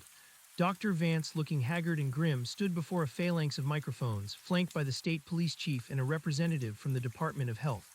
The official announcement was devastating. Initial forensic analysis of samples collected from Mrs. Agnes Albright's fourth-grade classroom at Northwood Elementary has confirmed the presence of various chemical compounds. Dr. Vance read from a prepared statement, her voice cracking slightly. These include synthetic tropinalkaloids and trace amounts of heavy metals, specifically cadmium and thallium. These substances, found in aerosolized form on classroom surfaces and within the ventilation system, are neurotoxins and are known to cause a range of neurological, cognitive, and physical symptoms with chronic low-level exposure. A gasp went through the assembled reporters. Flashbulbs erupted. The state police chief then confirmed that Mrs. Albright had been taken into custody. She was being held without bail, facing multiple charges including aggravated assault, endangerment of a minor, and potentially attempted murder.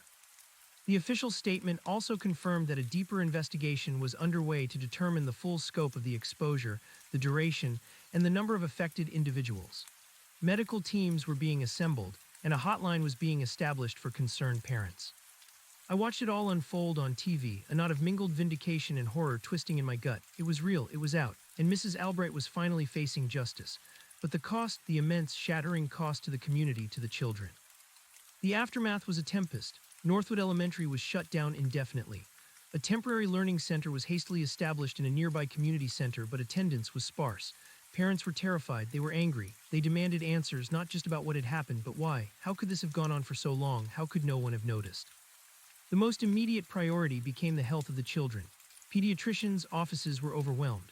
Specialized clinics were set up by the Department of Health to test every child who had ever passed through Mrs. Albright's classroom, going back years. Blood tests, neurological assessments, cognitive evaluations. The results, slowly trickling in, were heartbreaking. Many children, including Leo, showed elevated levels of cadmium and thallium in their systems. Some exhibited subtle but measurable cognitive impairments, memory deficits, and behavioral issues consistent with chronic neurotoxin exposure. Older children who had been in her class years ago were also showing lasting effects, some with persistent learning disabilities, chronic fatigue, and unexplained mood swings. Mark quickly helped me navigate the medical system, ensuring Leo received the best possible care. He was put on a chelation therapy regimen to help remove the heavy metals from his system, a grueling process with its own side effects. Every day I watched him, searching for signs of improvement, for a return to his old self, terrified of the long-term implications. Sarah's children were also tested. Thankfully, her eldest, who had been in Mrs. Albright's class 2 years prior, showed only minimal, transient effects, likely due to her brief exposure. Her younger child had not yet been in Albright's room. It was a small mercy in a sea of despair. The media frenzy was relentless. Mrs. Albright's pristine public image was shattered, replaced by a portrait of a calculating, sinister predator. Journalists delved into her past, interviewing former students, colleagues, and neighbors. While most expressed shock and disbelief, a few recalled isolated incidents. A child who suddenly became quiet and withdrawn in her class, a vague complaint of a strange smell, a parent's concern dismissed as overreaction. The puzzle pieces began to fit together, creating a chilling tapestry of hidden malice. Despite the intense scrutiny, Mark managed to keep Sarah and my identities confidential for a surprisingly long time. He argued vehemently with the authorities and the media that revealing our names would only jeopardize our children's safety and compromise the ongoing investigation into Mrs. Albright's motives and potential accomplices. The district, desperate to avoid further scandal, largely cooperated. But anonymity in such a charged environment was a fragile thing. I constantly felt watched, scrutinized. Every parent at school, every neighbor looked at me with a new kind of suspicion, knowing a whistleblower existed, wondering who it was. I lived in a constant state of low-level paranoia.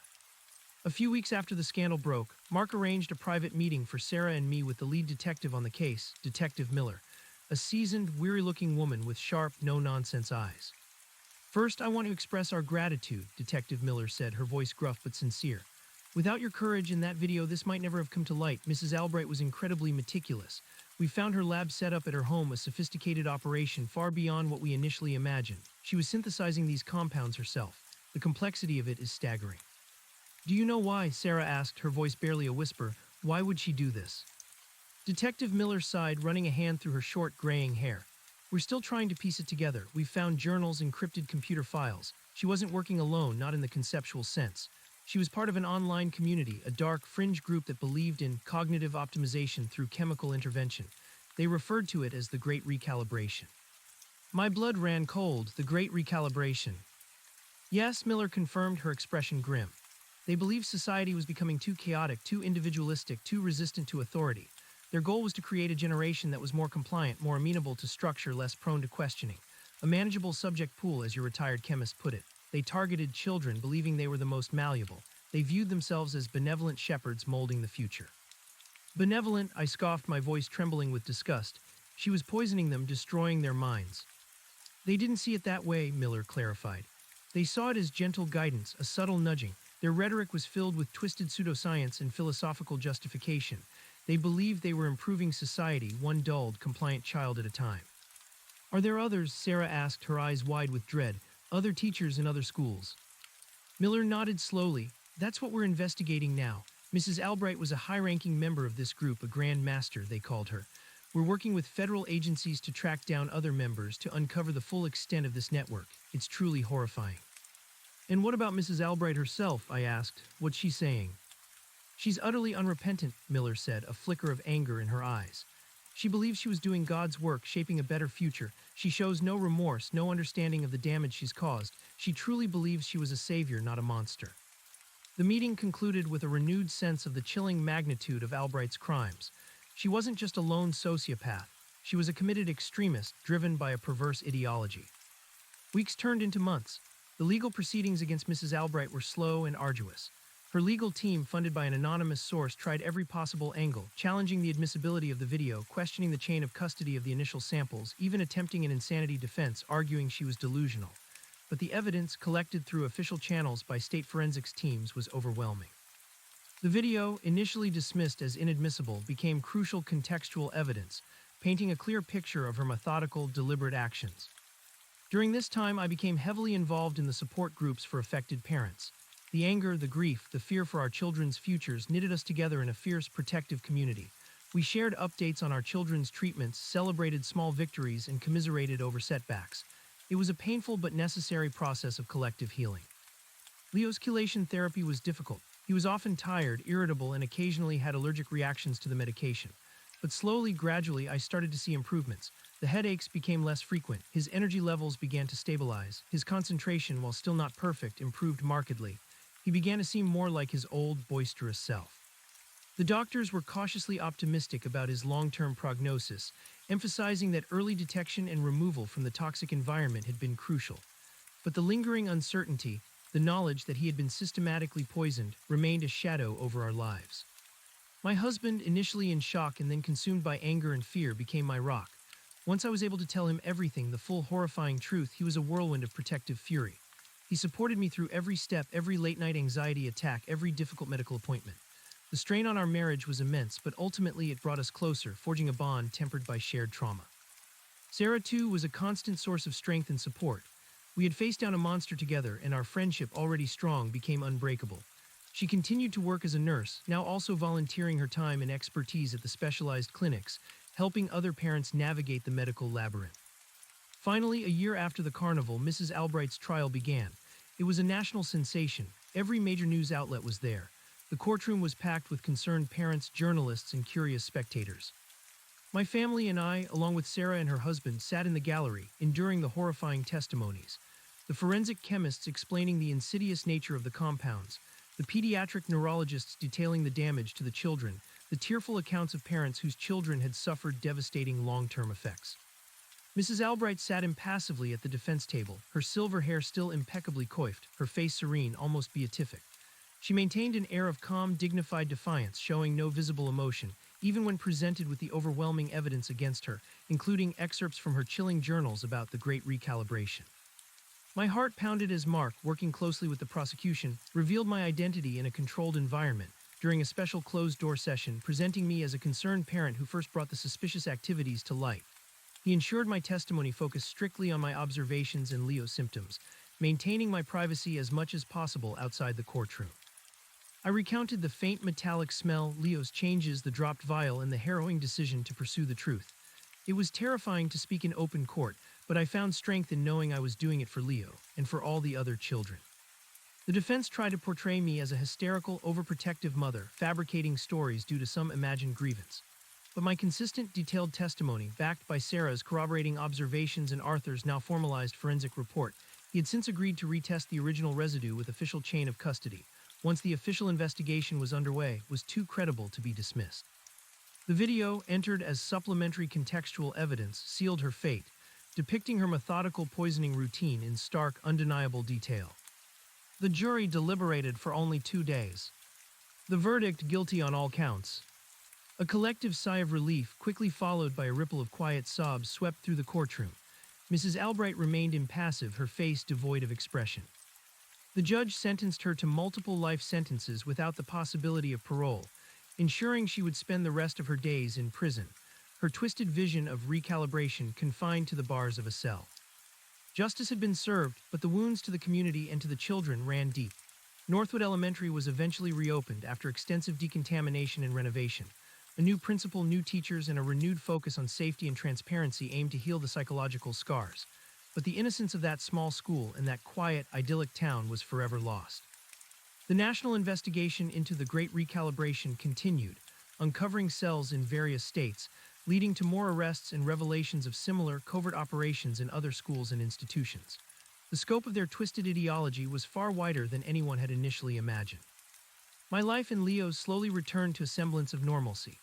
Leo continued to thrive, showing remarkable resilience. He was still himself thanks to our intervention, but the experience had fundamentally changed me.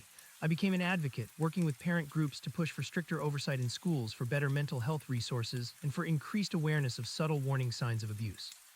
I spoke quietly at conferences, sharing my story not for fame, but to ensure that no other parent would have to endure what I had, and no other child would suffer Leo's fate. One day, several years later, Leo came home from school with a drawing. It was a vibrant, messy picture of a family: me, his dad, him, and a bright, shining sun.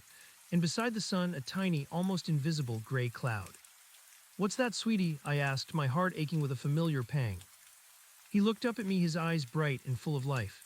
"Oh, that's just a cloud, Mom. Sometimes the sun is too bright and it needs a little cloud to make it gentle." He paused, then added, "It's gone now, though. The sun is super bright again."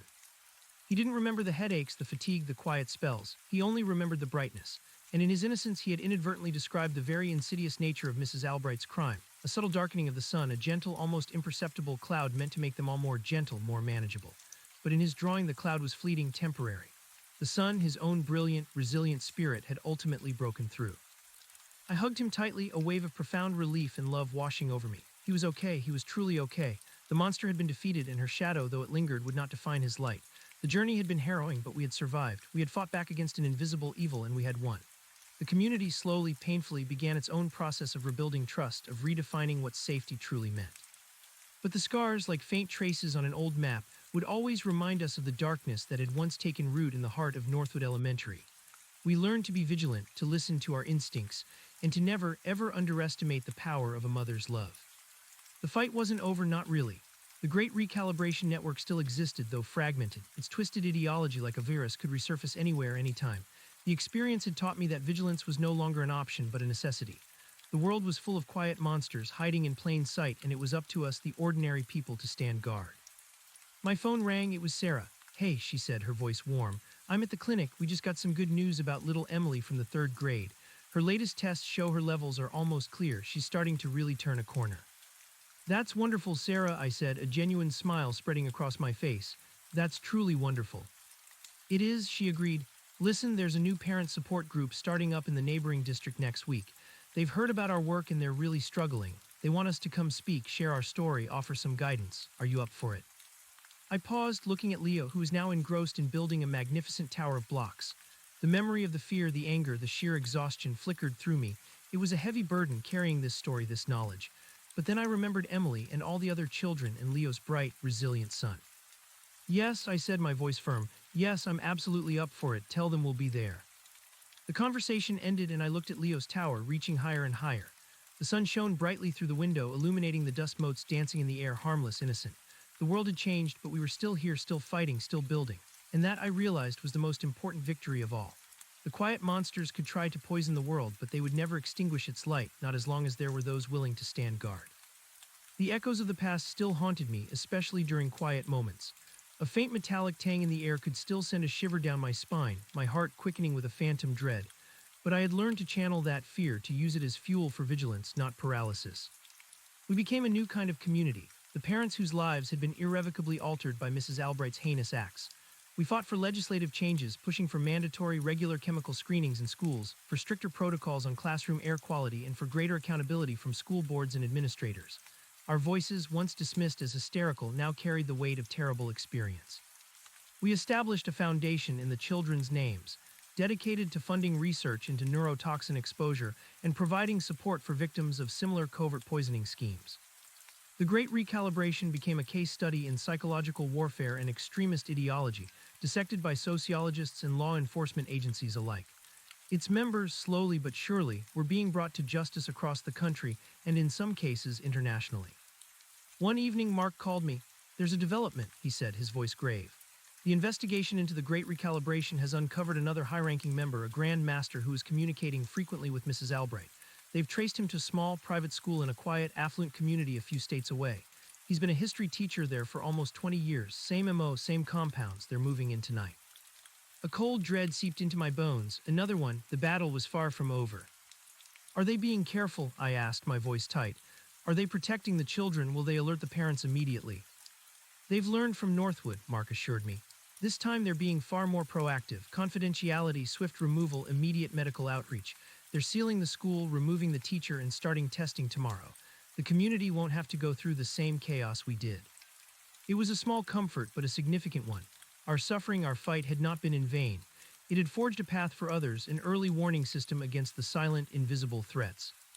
I hung up the phone, a heavy sigh escaping me. The fight continued. It would always continue, but now we were ready. We were armed with knowledge, with vigilance, and with a fiercely protective love that would never again be taken for granted. The shadows were still there, but so were the beacons, and we were one of them. The sun was indeed super bright again, but we would never forget the little cloud that had tried to dim it. We would always remember, always be ready.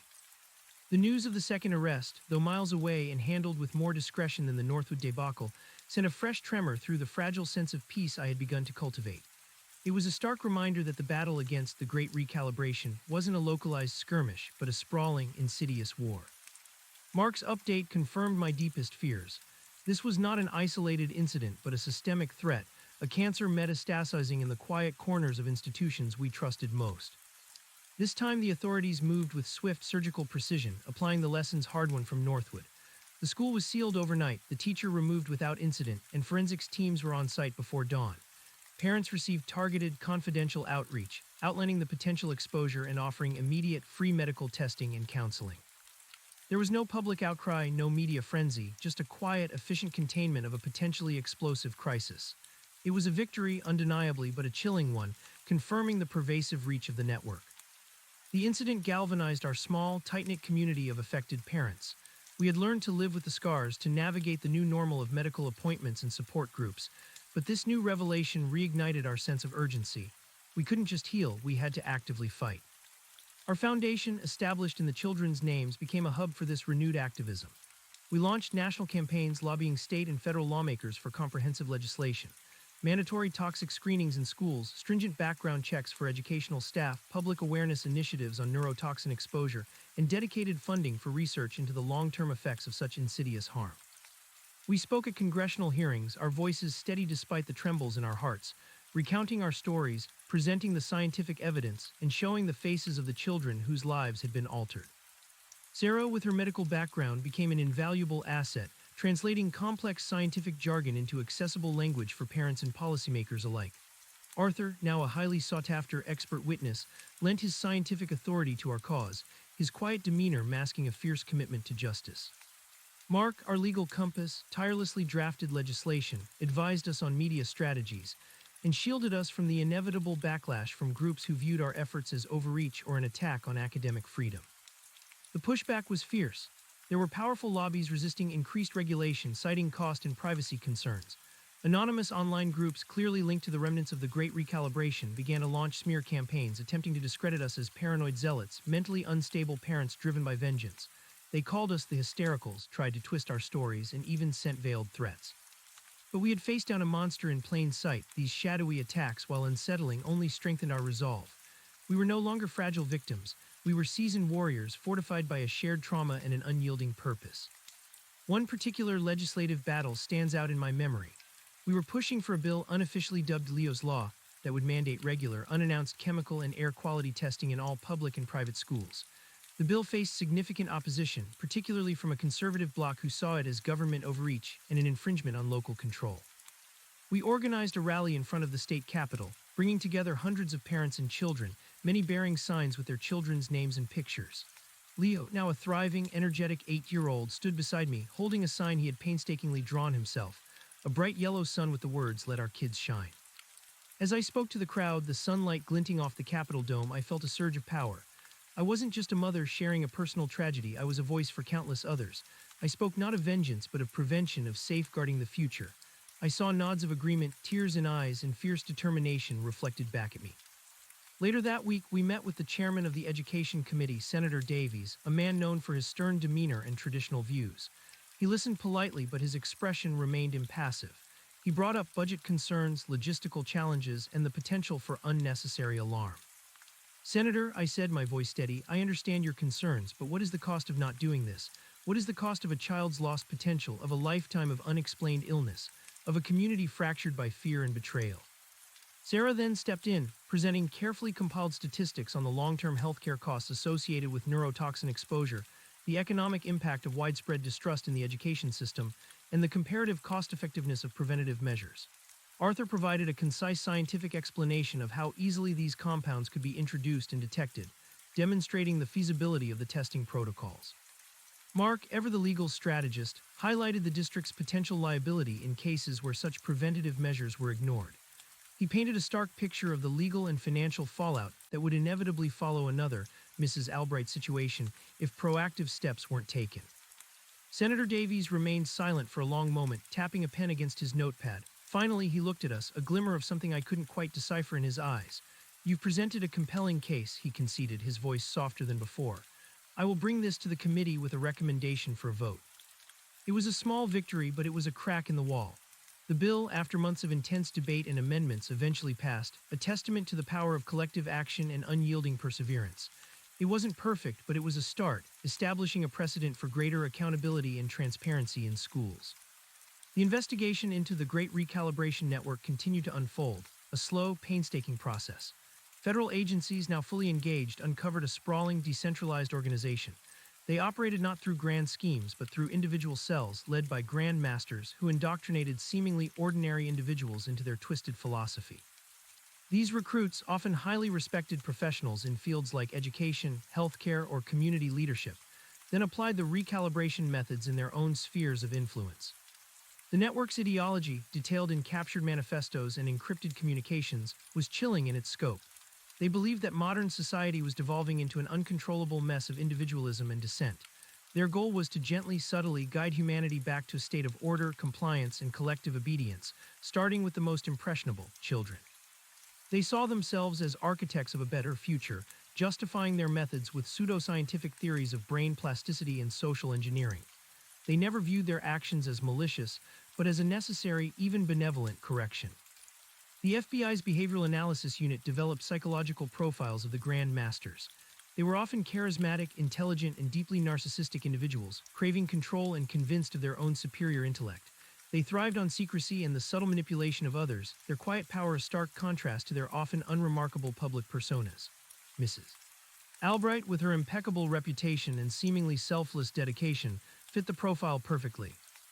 As more arrests were made across the country, a beloved principal in Oregon, a respected scout leader in Maine, a highly regarded child psychologist in Texas, the true scale of the network became terrifyingly clear. Each arrest brought a wave of trauma to new communities, but also a surge of relief that another quiet monster had been unmasked. I found myself increasingly drawn into the broader fight, not just for my son, but for all children. I became a consultant for law enforcement agencies, sharing my unique perspective on the subtle cues and psychological manipulation employed by these individuals. I traveled to communities reeling from similar revelations, offering empathy, guidance, and a roadmap for recovery. My story, once a personal nightmare, became a powerful tool for prevention and healing. Leo, meanwhile, was flourishing.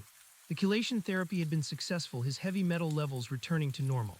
He was a bright, curious, and empathetic child, completely unaware of the darkness that had once threatened to cloud his spirit.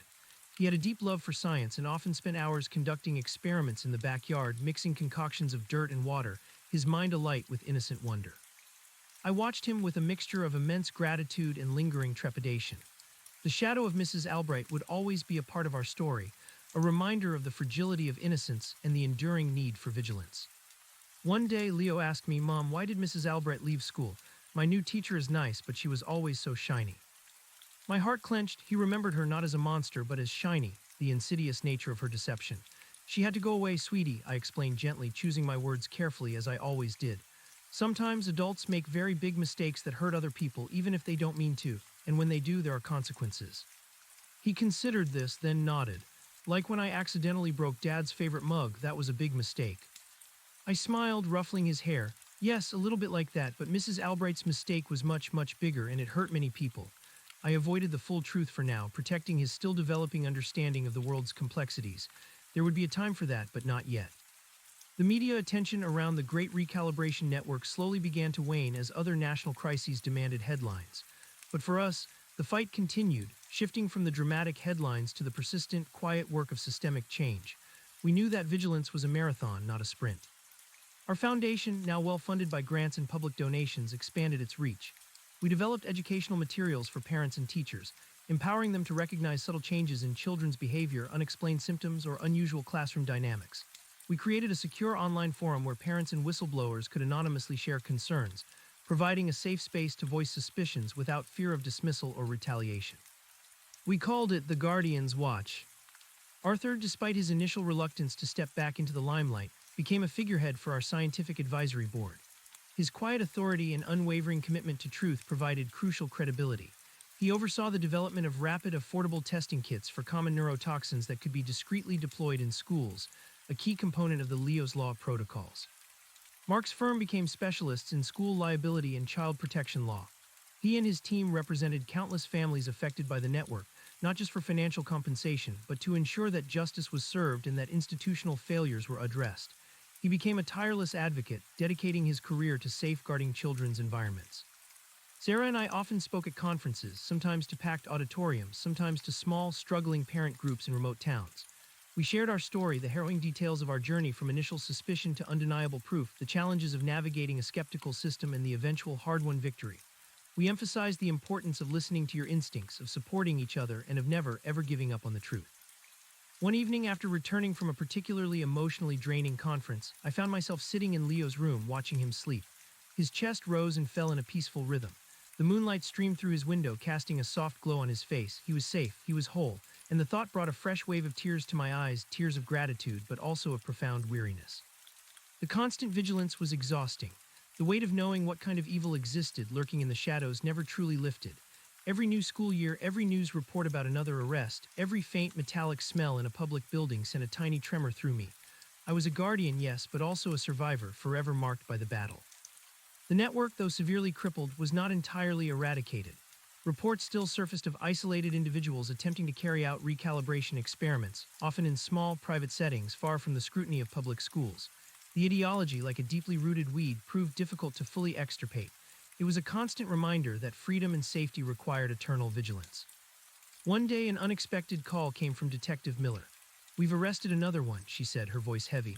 A retired school counselor, this one had been active for years, moving between several private schools, leaving a trail of quiet, compliant children behind him. We traced him through his online activity, using the intel we gathered from Albright's files. "Another Grand Master?" I asked, my voice tight. "One of the originals," Miller confirmed. "He was one of the ideological architects of the whole great recalibration concept. We believe he mentored Albright and several others. He was very careful, very subtle, but he slipped up. His arrogance in the end was his downfall. He kept detailed progress reports on his subjects, boasting about his achievements in encrypted files." "What about the schools?" I asked, my mind immediately going to the children. "We've secured everything," she assured me, "working with local authorities and health departments just like we did with the second case. Early intervention, medical outreach, parent support. It's becoming a protocol now, thanks to your foundation's efforts." A flicker of grim satisfaction cut through my perpetual dread. Our fight was making a difference. Each arrest, each successfully contained crisis, was a testament to the fact that light could and would pierce through the deepest shadows. "Good," I said, finding my voice. "Keep me updated, Detective. If there's anything I can do, any insights I can offer from Albright's methods, don't hesitate to call." "We will," she promised. "And thank you, you've fundamentally changed how we approach these kinds of cases. You've given us a framework, a way to see what was previously invisible." The call ended and I sat there for a long moment, the phone still warm in my hand. The quiet monsters were still out there, yes, but now so were the Guardians, and we were legion. The network of vigilance was growing, mirroring the insidious reach of the network it sought to dismantle. My phone vibrated again. It was Sarah. "Hey," she said, her voice bright. "Just got off the phone with Arthur. He's made a breakthrough on a new detection method for airborne toxins. Says it's significantly more sensitive and can even identify the specific molecular markers of the recalibration compounds. It could revolutionize school testing." A genuine smile spread across my face. "That's incredible, Sarah. That's exactly what we need." "It is," she agreed. "It means we can find them faster before they do real damage, before another Northwood ever happens again." "So the fight continues," I said, a sense of purpose firming my resolve. "The fight continues," Sarah echoed. "But now we're better armed, we're smarter, and we're definitely not alone." We ended the call and I looked out the window. The sun was setting, painting the sky in hues of orange and purple. Below in the backyard, Leo was still playing, his laughter ringing out pure and unburdened. The world was still full of beauty, still full of innocent light. And as long as there were those willing to stand guard, to shine a light into the darkness, that beauty, that light would prevail. We were the protectors now, we were the vigilant. And we would never let the sun be dimmed again. The echoes of the past, the metallic tang, the cold dread, had not vanished entirely, but they no longer held me captive. They served as a constant, quiet reminder, a fuel for the fire of my resolve. My life had been irrevocably altered, but I had forged a new purpose from the ashes of trauma. I was no longer just a mother protecting her son, I was a warrior standing guard for all sons and daughters. Our foundation flourished, becoming a beacon of hope and a center of expertise. We developed training programs for educators, police, and healthcare professionals, teaching them to identify the subtle red flags, the insidious patterns of abuse that often went unnoticed. We held annual conferences, bringing together victims, advocates, scientists, and law enforcement from around the world, creating a global network of vigilance against those who sought to manipulate and control. One evening, years later, I sat with Sarah on her porch, sipping tea, watching our children play in the twilight. Leo and Sarah's youngest, a boisterous 10-year-old named Maya, were chasing fireflies, their shouts of laughter blending with the chirping crickets. "Remember how terrified we were?" Sarah mused, her gaze distant. "How alone we felt." "Every single day," I admitted, a shiver running through me. The fear that no one would believe us, the fear for our children. "And now look," she swept her hand towards the laughing children. "They're thriving, they're free, and we built something truly incredible out of that nightmare." I nodded, a profound sense of pride swelling in my chest. "We did, and it's because we didn't give up, because we listened to our instincts. And because we had each other," Sarah added, reaching for my hand. Our bond, forged in the crucible of shared terror and triumph, was unbreakable. The fight against the Great Recalibration continued, but its scope had changed. The original architects and many of their high-ranking Grand Masters were incarcerated or dismantled, but the ideology, like a ghost, lingered, occasionally resurfacing in new mutated forms. We knew we couldn't ever truly eradicate human darkness, but we could and would illuminate it, expose it, and contain it. Our foundation received a call from Interpol. A similar pattern of unexplained behavioral changes in children had been identified in a prestigious international school in Switzerland. The local authorities, thanks to our widespread outreach and educational programs, recognized the signs and immediately contacted the global network of experts we had helped to establish. "They've sealed off the school," the Interpol agent explained, his voice urgent but calm. "They've removed the suspected teacher, a beloved art instructor, and our forensics team is on site. They found a hidden compartment in her art studio with vials matching the descriptions from your Northwood case." My breath hitched. Another one. The battles span continents now. "Are the children safe?" I asked, my heart pounding. "Yes," he assured me. "Early intervention, minimal exposure. And the teacher, she's completely unrepentant, just like Albright. Thinks she was creating masterpieces of human potential." I closed my eyes for a moment, picturing the shiny face of Mrs. Albright, her serene, deluded conviction. It never truly went away, the chilling echo of her warped philosophy. But then I opened my eyes and looked at Maya and Leo, their faces lit by the fading sunlight as they chased the flickering lights of the fireflies. "Good," I said, my voice firm, resolute. "Tell them our team is ready to assist in any way. We have resources, protocols, parent support networks. We'll connect them with everything they need." "Thank you," the agent said, a note of genuine relief in his voice. "This global network you've helped build, it's truly invaluable." I hung up, a fresh wave of purpose washing over me. The fight would never truly end, but we were no longer reacting in fear. We were proactively protecting, educating, and connecting. We had transformed our personal nightmare into a shield for countless others. We were the sentinels now, standing guard against the quiet monsters, forever watchful, forever vigilant. The sun continued to shine brightly, and we, the guardians, would ensure its light remained undimmed for all children everywhere. The long night was over, but the watch had only just begun. The Interpol call, connecting our Northwood nightmare to a prestigious international school in Switzerland, solidified a grim truth. The monster we'd faced wasn't just a local aberration. It was a global shadow, a pervasive threat to the innocence of children everywhere. The immediate and competent response from the Swiss authorities, guided by the protocols our foundation had helped establish, was a testament to the work we'd done, but it also hammered home the terrifying scale of the battle ahead. My mind, still reeling from the agent's calm recitation of details, a beloved art instructor, hidden compartments, vials matching Northwood, immediately shifted into action. The wave of nausea that always accompanied these revelations was quickly overtaken by a surge of adrenaline, a familiar call to arms. "Our team is ready to assist in any way," I'd told the agent, my voice firm despite the tremor in my hands. "We have resources, protocols, parent support networks. We'll connect them with everything they need."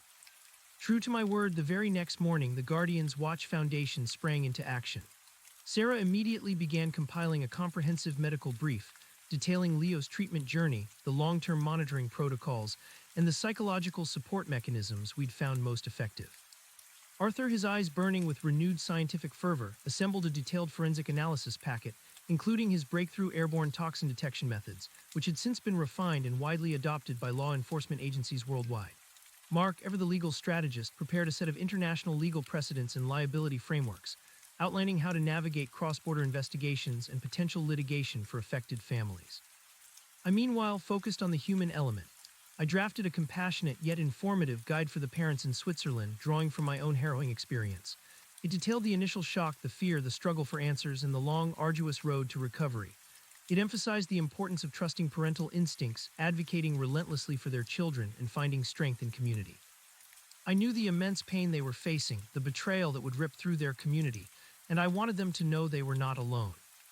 Within 48 hours, our collective knowledge, born from profound suffering, was digitally transmitted to Geneva. Our foundation's secure communication channels, established through painstaking effort, became a lifeline for the Swiss authorities and eventually for the newly formed parent support group there. The Swiss case, dubbed Operation Palette by Interpol due to the art teacher's profession, began to unfold with terrifying familiarity. The art instructor, a charismatic woman named Madame Dubois, had indeed been systematically exposing her young students to neurotoxins, subtly altering their cognitive functions under the guise of fostering creativity and discipline. Her masterpieces of human potential, as she chillingly referred to them in her recovered journals, were children whose vibrant imaginations were being subtly dulled, their natural curiosity replaced by a docile compliance. The rapid intervention, however, meant the scale of harm was significantly mitigated compared to Northwood.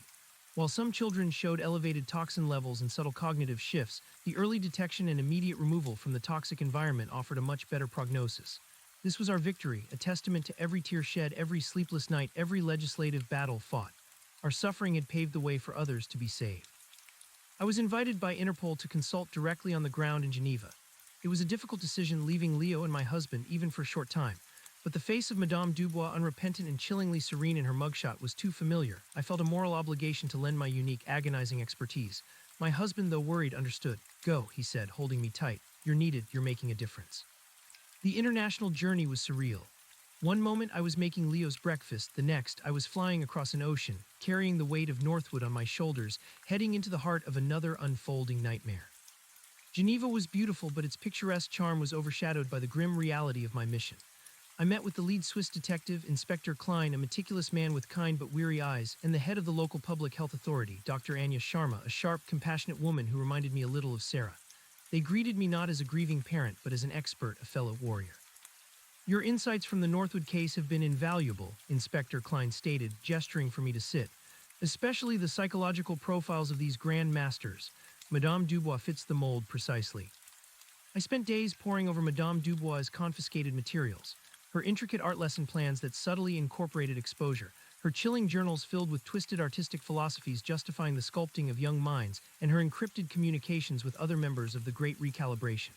It was like stepping back into the darkest chapters of my own life, reliving the sickening realization of what Mrs. Albright had done. One entry in particular sent a fresh wave of ice through me. "The greatest art is not found on canvas, but in the pliable clay of the developing mind. We are not merely teachers, we are master sculptors of the soul, refining the raw material of humanity into its most harmonious, obedient form. The dulling of dissent, the sharpening of focus, the gentle nudge towards collective will, this is our magnum opus." It was the same twisted rhetoric, the same chilling self-justification, but applied through the lens of art rather than academic rigor. It reinforced the terrifying adaptability of their ideology. They weren't just targeting specific subjects or classrooms, they were infiltrating any environment where they could shape young minds. My presence in Geneva wasn't just about analyzing evidence, it was about sharing the hard-won lessons of Northwood. I advised on how to establish long-term mental health support for the affected children, emphasizing that the psychological trauma extended far beyond the immediate physical effects. I met with the newly formed parent group, sharing my story, offering a beacon of hope through the storm of fear and anger. "You will feel betrayed," I told them, my voice steady, reflecting years of healing and advocacy. "You will feel angry, helpless, and terrified, but you are not alone. You have each other and you have us. We will fight for your children just as we fought for ours. We will demand justice and we will ensure this never happens again." My words, raw and honest, resonated deeply. I saw the fear in their eyes, mirroring my own from years ago, slowly begin to transform into resolve. We provided them with our template for local advocacy, connected them with legal counsel, and offered access to our network of specialists. The Guardian's Watch became a global safety net, catching falling communities before they shattered completely. During my time in Geneva, I also gained a deeper understanding of the international scope of the Great Recalibration. Inspector Klein and Dr. Sharma revealed that Madame Dubois had traveled extensively, attending international education conferences and art workshops, forging connections with like-minded individuals across multiple continents. This network wasn't just a national threat, it was a transnational conspiracy, subtly weaving its way into educational systems worldwide. The FBI, working with Interpol and other international agencies, had developed sophisticated algorithms to cross-reference travel records, online activity, and academic publications, searching for patterns that mirrored the Grand Master profiles. They were creating a global watch list, an early warning system designed to identify potential threats before they could inflict widespread damage. The challenge, Inspector Klein explained one evening, gesturing at a complex network diagram projected onto a screen, is that these individuals operate in silos. They communicate in coded language, often using metaphors specific to their professions. An art teacher might speak of harmonizing palettes, a music teacher of tuning discordant notes, a historian of rewriting the narrative. It's designed to be innocuous to outsiders, but deeply meaningful to those within the network. And their funding, I asked, remembering Mrs. Albright's anonymous legal support. Often through shell corporations or untraceable cryptocurrency, Dr. Sharma added. They seem to have a surprising amount of financial backing, which suggests higher-level coordination, perhaps a central ideological core that provides resources and direction, even if they don't directly control day-to-day operations. This revelation was unsettling. We had dismantled many cells, arrested numerous grand masters, but the core, the true architects of this twisted vision, still remained elusive. The enemy was not just the individual perpetrators, but the very system that allowed such ideologies to fester and spread. My 2 weeks in Geneva passed in a blur of intense work, emotional support, and the chilling realization of the network's true reach. When I finally returned home, emotionally drained but intellectually invigorated, Leo ran into my arms, his embrace a powerful antidote to the darkness I had witnessed. His vibrant energy, his unclouded eyes, were a living testament to why we fought. The fight, however, was about to escalate on another front. While I was in Switzerland, Mark had been deeply involved in a landmark legal battle in the U.S. Our foundation, having provided extensive research and expert testimony, was challenging the legal precedent that often shielded school districts from liability in cases of employee misconduct, particularly when those districts could claim ignorance. This case, a class action lawsuit filed by parents from a school in California where another Grand Master, a highly respected librarian of all people, had been uncovered, sought to hold the school board directly accountable for systemic failures in oversight and for neglecting to implement preventative measures. The California case was critical because it aimed to establish a new standard of care, essentially arguing that after the Northwood scandal and subsequent revelations, school districts knew such threats existed and therefore had a heightened responsibility to actively guard against them. This isn't just about financial compensation, Mark explained during a strategy call involving Sarah, Arthur, and myself. This is about forcing systemic change. If school boards understand they can be held directly liable for failing to implement vigilance protocols, they'll move mountains to ensure safety. The trial was long and grueling. The defense, funded by a powerful lobby representing educational institutions, argued strenuously that individual misconduct by a rogue employee could not be attributed to the district as a whole. They argued against the financial burden of mandatory testing and increased oversight, claiming it would cripple public education. But Mark, with Arthur's scientific data and Sarah's medical expertise, meticulously built a case demonstrating negligence. He presented evidence of ignored parental concerns, vague health complaints among students that were dismissed, and most damningly, the district's failure to adopt even basic air quality testing or staff behavioral analysis protocols after the national headlines of Northwood. I testified via video link, my voice resonating with the hard-won authority of experience. I spoke not just of my personal pain, but of the collective trauma of a community, the long-term impact on children's development, and the urgent need for systemic safeguards. I painted a vivid picture of the insidious nature of the threat, how easily it could hide, and how crucial vigilance truly was. The defense lawyers tried to discredit me, portraying me as an emotionally charged advocate driven by past trauma, rather than an objective witness. But my calm, factual responses, buttressed by the sheer weight of medical and scientific evidence, stood firm. The jury deliberated for a week. The tension was palpable. The outcome of this case would reverberate across the entire national education system. When the verdict finally came down, it was a resounding victory for the parents. The jury found the school district liable for gross negligence, awarding a substantial sum to the affected families. More importantly, the judge issued a groundbreaking ruling.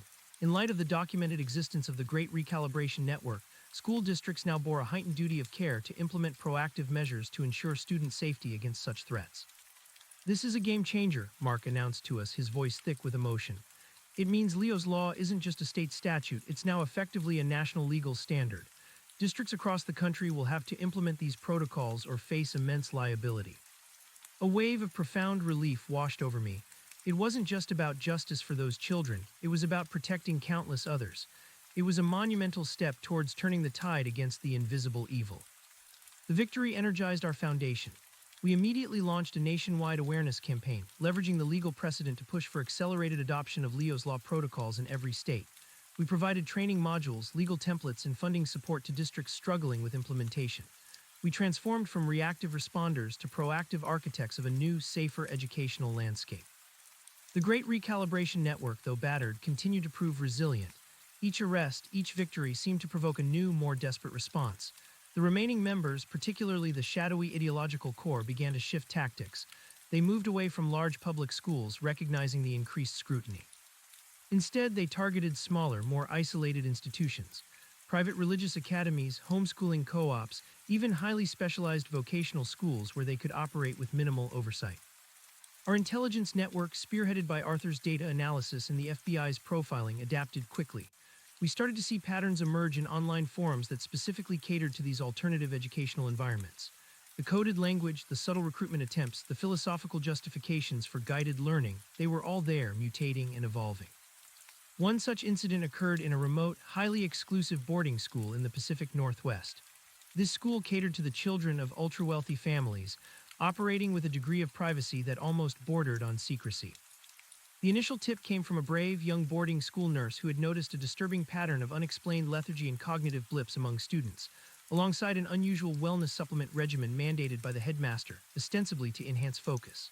She had stumbled upon our Guardian's Watch online forum, drawn by the similarities between her students' symptoms and the historical accounts of Northwood. Her anonymous post, initially met with a mix of fear and skepticism, quickly caught Arthur's attention. His algorithms, refined over years, flagged several keywords and behavioral patterns that mirrored the recalibration ideology. The headmaster's online persona, a charismatic advocate for holistic, disciplined education, proved to be a thin veil for a deeply entrenched Grand Master. This case, however, presented unique challenges. The school's wealthy benefactors wielded immense influence, making it difficult for local authorities to intervene without significant political pressure. Mark and his legal team had to navigate a labyrinth of corporate law, privacy agreements, and high-powered legal threats to even get a foot in the door. I traveled to the small, secluded town near the boarding school, feeling a familiar mix of dread and determination. This time I brought Sarah with me. Her medical expertise would be crucial in assessing the health of these children, many of whom were from overseas and whose parents were difficult to reach. The scene upon our arrival was tense. The local sheriff, a stoic woman named Deputy Miller, no relation to our Detective Miller but a fierce advocate nonetheless, was facing intense pressure from the school's lawyers. "They've locked us out," she explained, her voice tight with frustration. "Citing privacy concerns, student well-being, parental consent, it's a nightmare." "They're buying time," Mark stated, ever pragmatic. "Time to destroy evidence, to move children, to further entrench their deception." We knew we had to act fast. Sarah and I, with Deputy Miller's begrudging permission, posed as concerned parents seeking to enroll a child, hoping to gain access. The school grounds were idyllic, manicured lawns, impressive stone buildings, and children playing sports, seemingly oblivious. But beneath the veneer, a chilling sense of control permeated the atmosphere. The children moved with a peculiar quietness, their smiles almost too serene, their eyes lacking a certain spark. During our carefully orchestrated tour, I managed to subtly interact with a few students. Their answers to our casual questions were often rote, rehearsed, lacking genuine spontaneity. One girl, perhaps 12 years old, spoke of her enhanced focus with a vacant look in her eyes. It was a terrifying echo of Mrs. Albright's manageable subject pool. Sarah, with her keen medical eye, noticed subtle tremors in a boy's hands and an almost imperceptible pallor in several children's faces. These were symptoms she knew well. The wellness supplements were likely the delivery mechanism. Back at our temporary base, we worked through the night, coordinating with Arthur, who was remotely analyzing satellite images and encrypted data streams. He identified unusual ventilation patterns in certain dormitories and academic buildings, and found evidence of a localized, high-frequency Wi-Fi signal being used to send focus-enhancing binaural beats to students through specialized headphones. It was a sophisticated, multi-pronged approach. Mark, meanwhile, found a legal loophole. The school, despite its private status, received certain federal grants tied to educational standards, which gave us a narrow window for federal intervention. He worked tirelessly with federal prosecutors to secure an emergency warrant. The raid, when it finally happened, was swift and decisive. Federal agents, accompanied by Deputy Miller's team, swarmed the school grounds. The headmaster, a man named Dr. Alastair Thorne, was apprehended attempting to destroy computer servers. His office contained a hidden lab more advanced than Albright's, complete with custom-synthesized neurotoxins and detailed recalibration charts for each student. The children, once the threat was removed, were immediately taken for medical evaluation. Sarah worked tirelessly with the hastily assembled medical teams, triaging students, ensuring safe detoxification protocols, and offering immediate psychological support. The relief on their faces when they realized they were truly safe was heartbreaking to witness. The parents of these children, many of them flying in from around the world, were a storm of anger, confusion, and profound guilt. They had sent their children to this exclusive institution, trusting its promise of elite education, only to have them poisoned and manipulated. I found myself once again in the familiar role of empathizer and guide, helping them navigate the initial shock and the difficult road ahead. Dr. Thorne, like Albright and Dubois, was utterly unrepentant. He believed he was refining the next generation of global leaders, free from the distractions of critical thinking and independent thought. His ideology was even more chillingly sophisticated, tailored for a global elite, designed to create compliant, high-performing individuals who would perpetuate a specific world order. The fallout from the boarding school case was immense. It exposed not only the continued threat of the Great Recalibration, but also the vulnerabilities within highly privileged, often isolated educational environments. It forced a reevaluation of oversight for private and alternative schools, prompting calls for expanded legislation to cover all educational institutions, regardless of funding source. Our foundation's work expanded exponentially. We created specialized training modules for private school administrators, developed anonymous reporting systems tailored for boarding schools, and even launched a digital watch initiative, partnering with cybersecurity experts to monitor online spaces for the evolving rhetoric of the recalibration network. The fight was relentless, demanding every ounce of our energy and resolve. There were moments of profound exhaustion where the weight of the evil we faced threatened to overwhelm me. But then I would see a picture of Leo, thriving, laughing, completely recovered, and I would remember why we fought. I would remember the faces of the children we had saved, their eyes no longer vacant, their spirits rekindled. The international cooperation continued to strengthen. Interpol, the FBI, and other global law enforcement agencies recognized the transnational nature of the threat. Our foundation became a central nexus, connecting intelligence, resources, and expertise across borders. We were building a global shield, piece by painstaking piece. One quiet evening, several years after the boarding school raid, I sat on my porch watching Leo, now a teenager, discussing philosophy with his friends. His mind was sharp, inquisitive, and fiercely independent, everything Madame Albright had tried to extinguish. He was a testament to resilience, a symbol of hope. My phone rang. It was Detective Miller from the FBI, her voice usually clipped and professional, now tinged with a rare note of excitement. "We've got them," she said, her voice barely a whisper. "The architects, the true grand masters. We've traced them to a secluded compound in Eastern Europe. They were planning a global summit, a great recalibration congress to coordinate their next phase." My heart hammered in my chest. This was it, the core, the insidious brain trust behind the entire operation.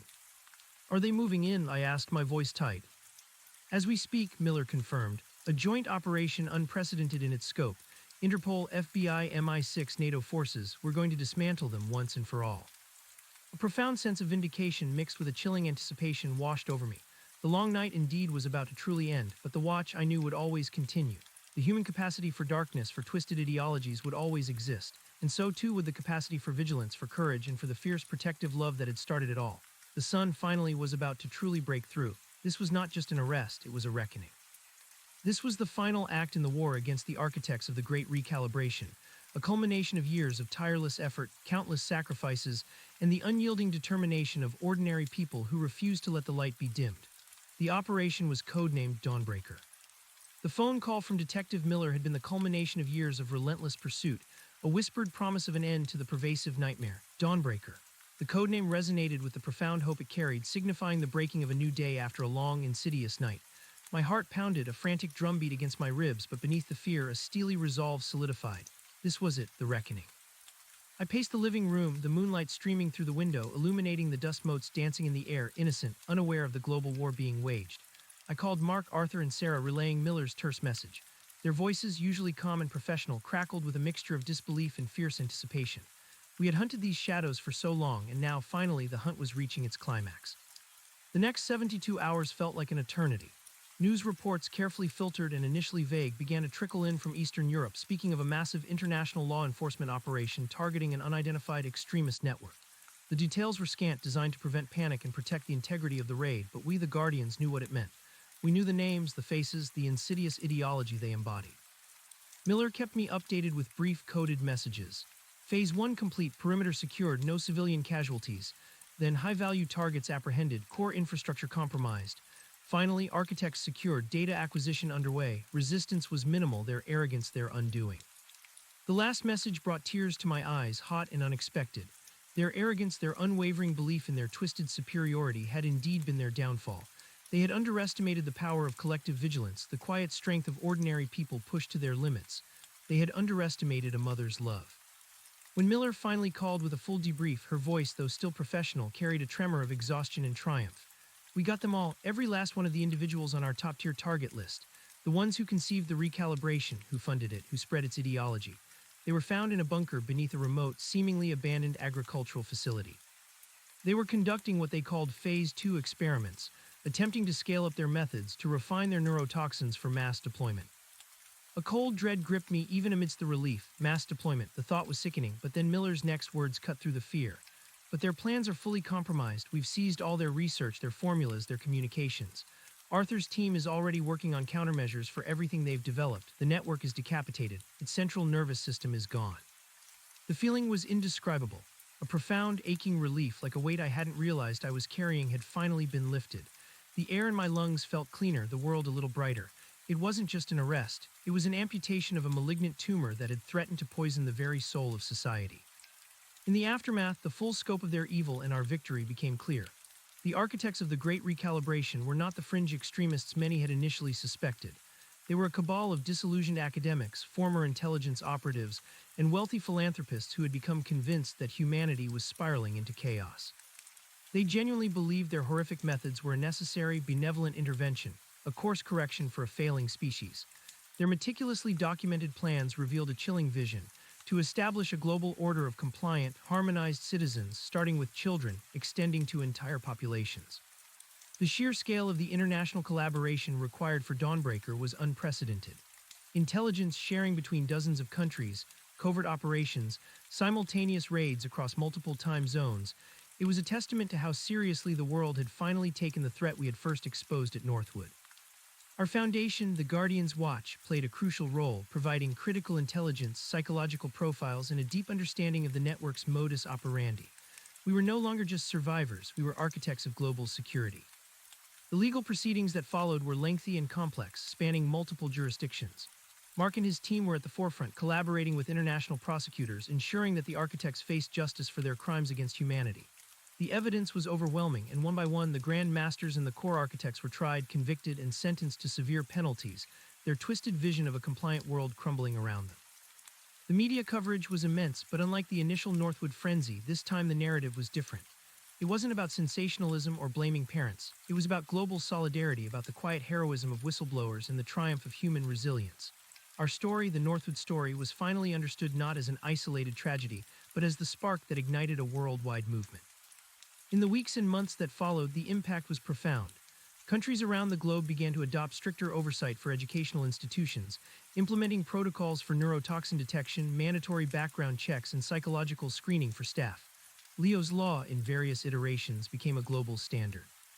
The Guardian's Watch Foundation was elevated to a respected international NGO, providing training, resources, and a permanent global intelligence hub. Sarah became a leading voice in global public health, advising governments on child protection and the long-term effects of environmental neurotoxins. Arthur, his brilliance finally recognized on an international stage, spearheaded research into detection and reversal of cognitive manipulation, his breakthroughs offering hope to victims worldwide. Mark continued to tirelessly champion child protection law, his firm becoming a beacon for families seeking justice and systemic change. Detective Miller, now an assistant director at the FBI, led the agency's new global task force on ideological threats to children, ensuring that no such network could ever again take root. As for me, the immediate aftermath of Dawnbreaker was a strange mix of euphoria and emotional exhaustion. The constant vigilance, the underlying current of dread, had been a part of my identity for so long. Now it was different, not gone entirely, for the scars of Northwood would always remain, a quiet reminder etched into my soul, but the raw, pervasive fear had receded. It was replaced by a profound sense of peace, a hard-won serenity. I found myself able to breathe more deeply, to fully immerse myself in the simple joys of everyday life. Leo, now a bright, inquisitive teenager, was thriving. He was a beacon of everything the great recalibration had sought to extinguish: independent thought, genuine curiosity, and an unburdened spirit. He had no memory of the darkest parts of Northwood, only of a mother who had fought for him with every fiber of her being. One afternoon, sitting on the porch swing, watching Leo teach his younger cousin, Maya, how to build a complex contraption out of discarded electronics, Sarah joined me. The sun was warm on our faces, the sound of their laughter a joyful melody. "It's truly over," Sarah said, her voice soft, a hint of wonder in it. "The core of it anyway, the architects are gone." I nodded, a gentle smile spreading across my face. "Yes, the long night is over. But the watch continues," she added, her eyes meeting mine, a shared understanding passing between us. "Always," I affirmed. "Human darkness, twisted ideologies, they will always find new ways to manifest. But now we're ready, the world is ready, we've built a shield." Our bond, forged in the crucible of Northwood, was unbreakable. We had faced down the darkest parts of humanity and emerged not unscathed, but stronger, more determined, more connected than ever before. We were mothers, yes, but we were also guardians, warriors, architects of a safer future. The sun began its slow descent, painting the sky in hues of orange and purple, casting long, peaceful shadows. Leo and Maya, their heads bent together over their creation, were bathed in its golden light. They were the future, they were the reason. The echoes of the past, the metallic tang, the phantom dread, they were still there, faint whispers in the quiet moments, but they no longer defined me. They were a testament to resilience, a fuel for the fire of a new kind of vigilance, a vigilant hope. We would never forget the little cloud that had tried to dim the sun, but we would also never stop ensuring that the sun, in all its super brightness, shone down upon all children everywhere, forever undimmed. The watch had only just begun, but the dawn finally had broken.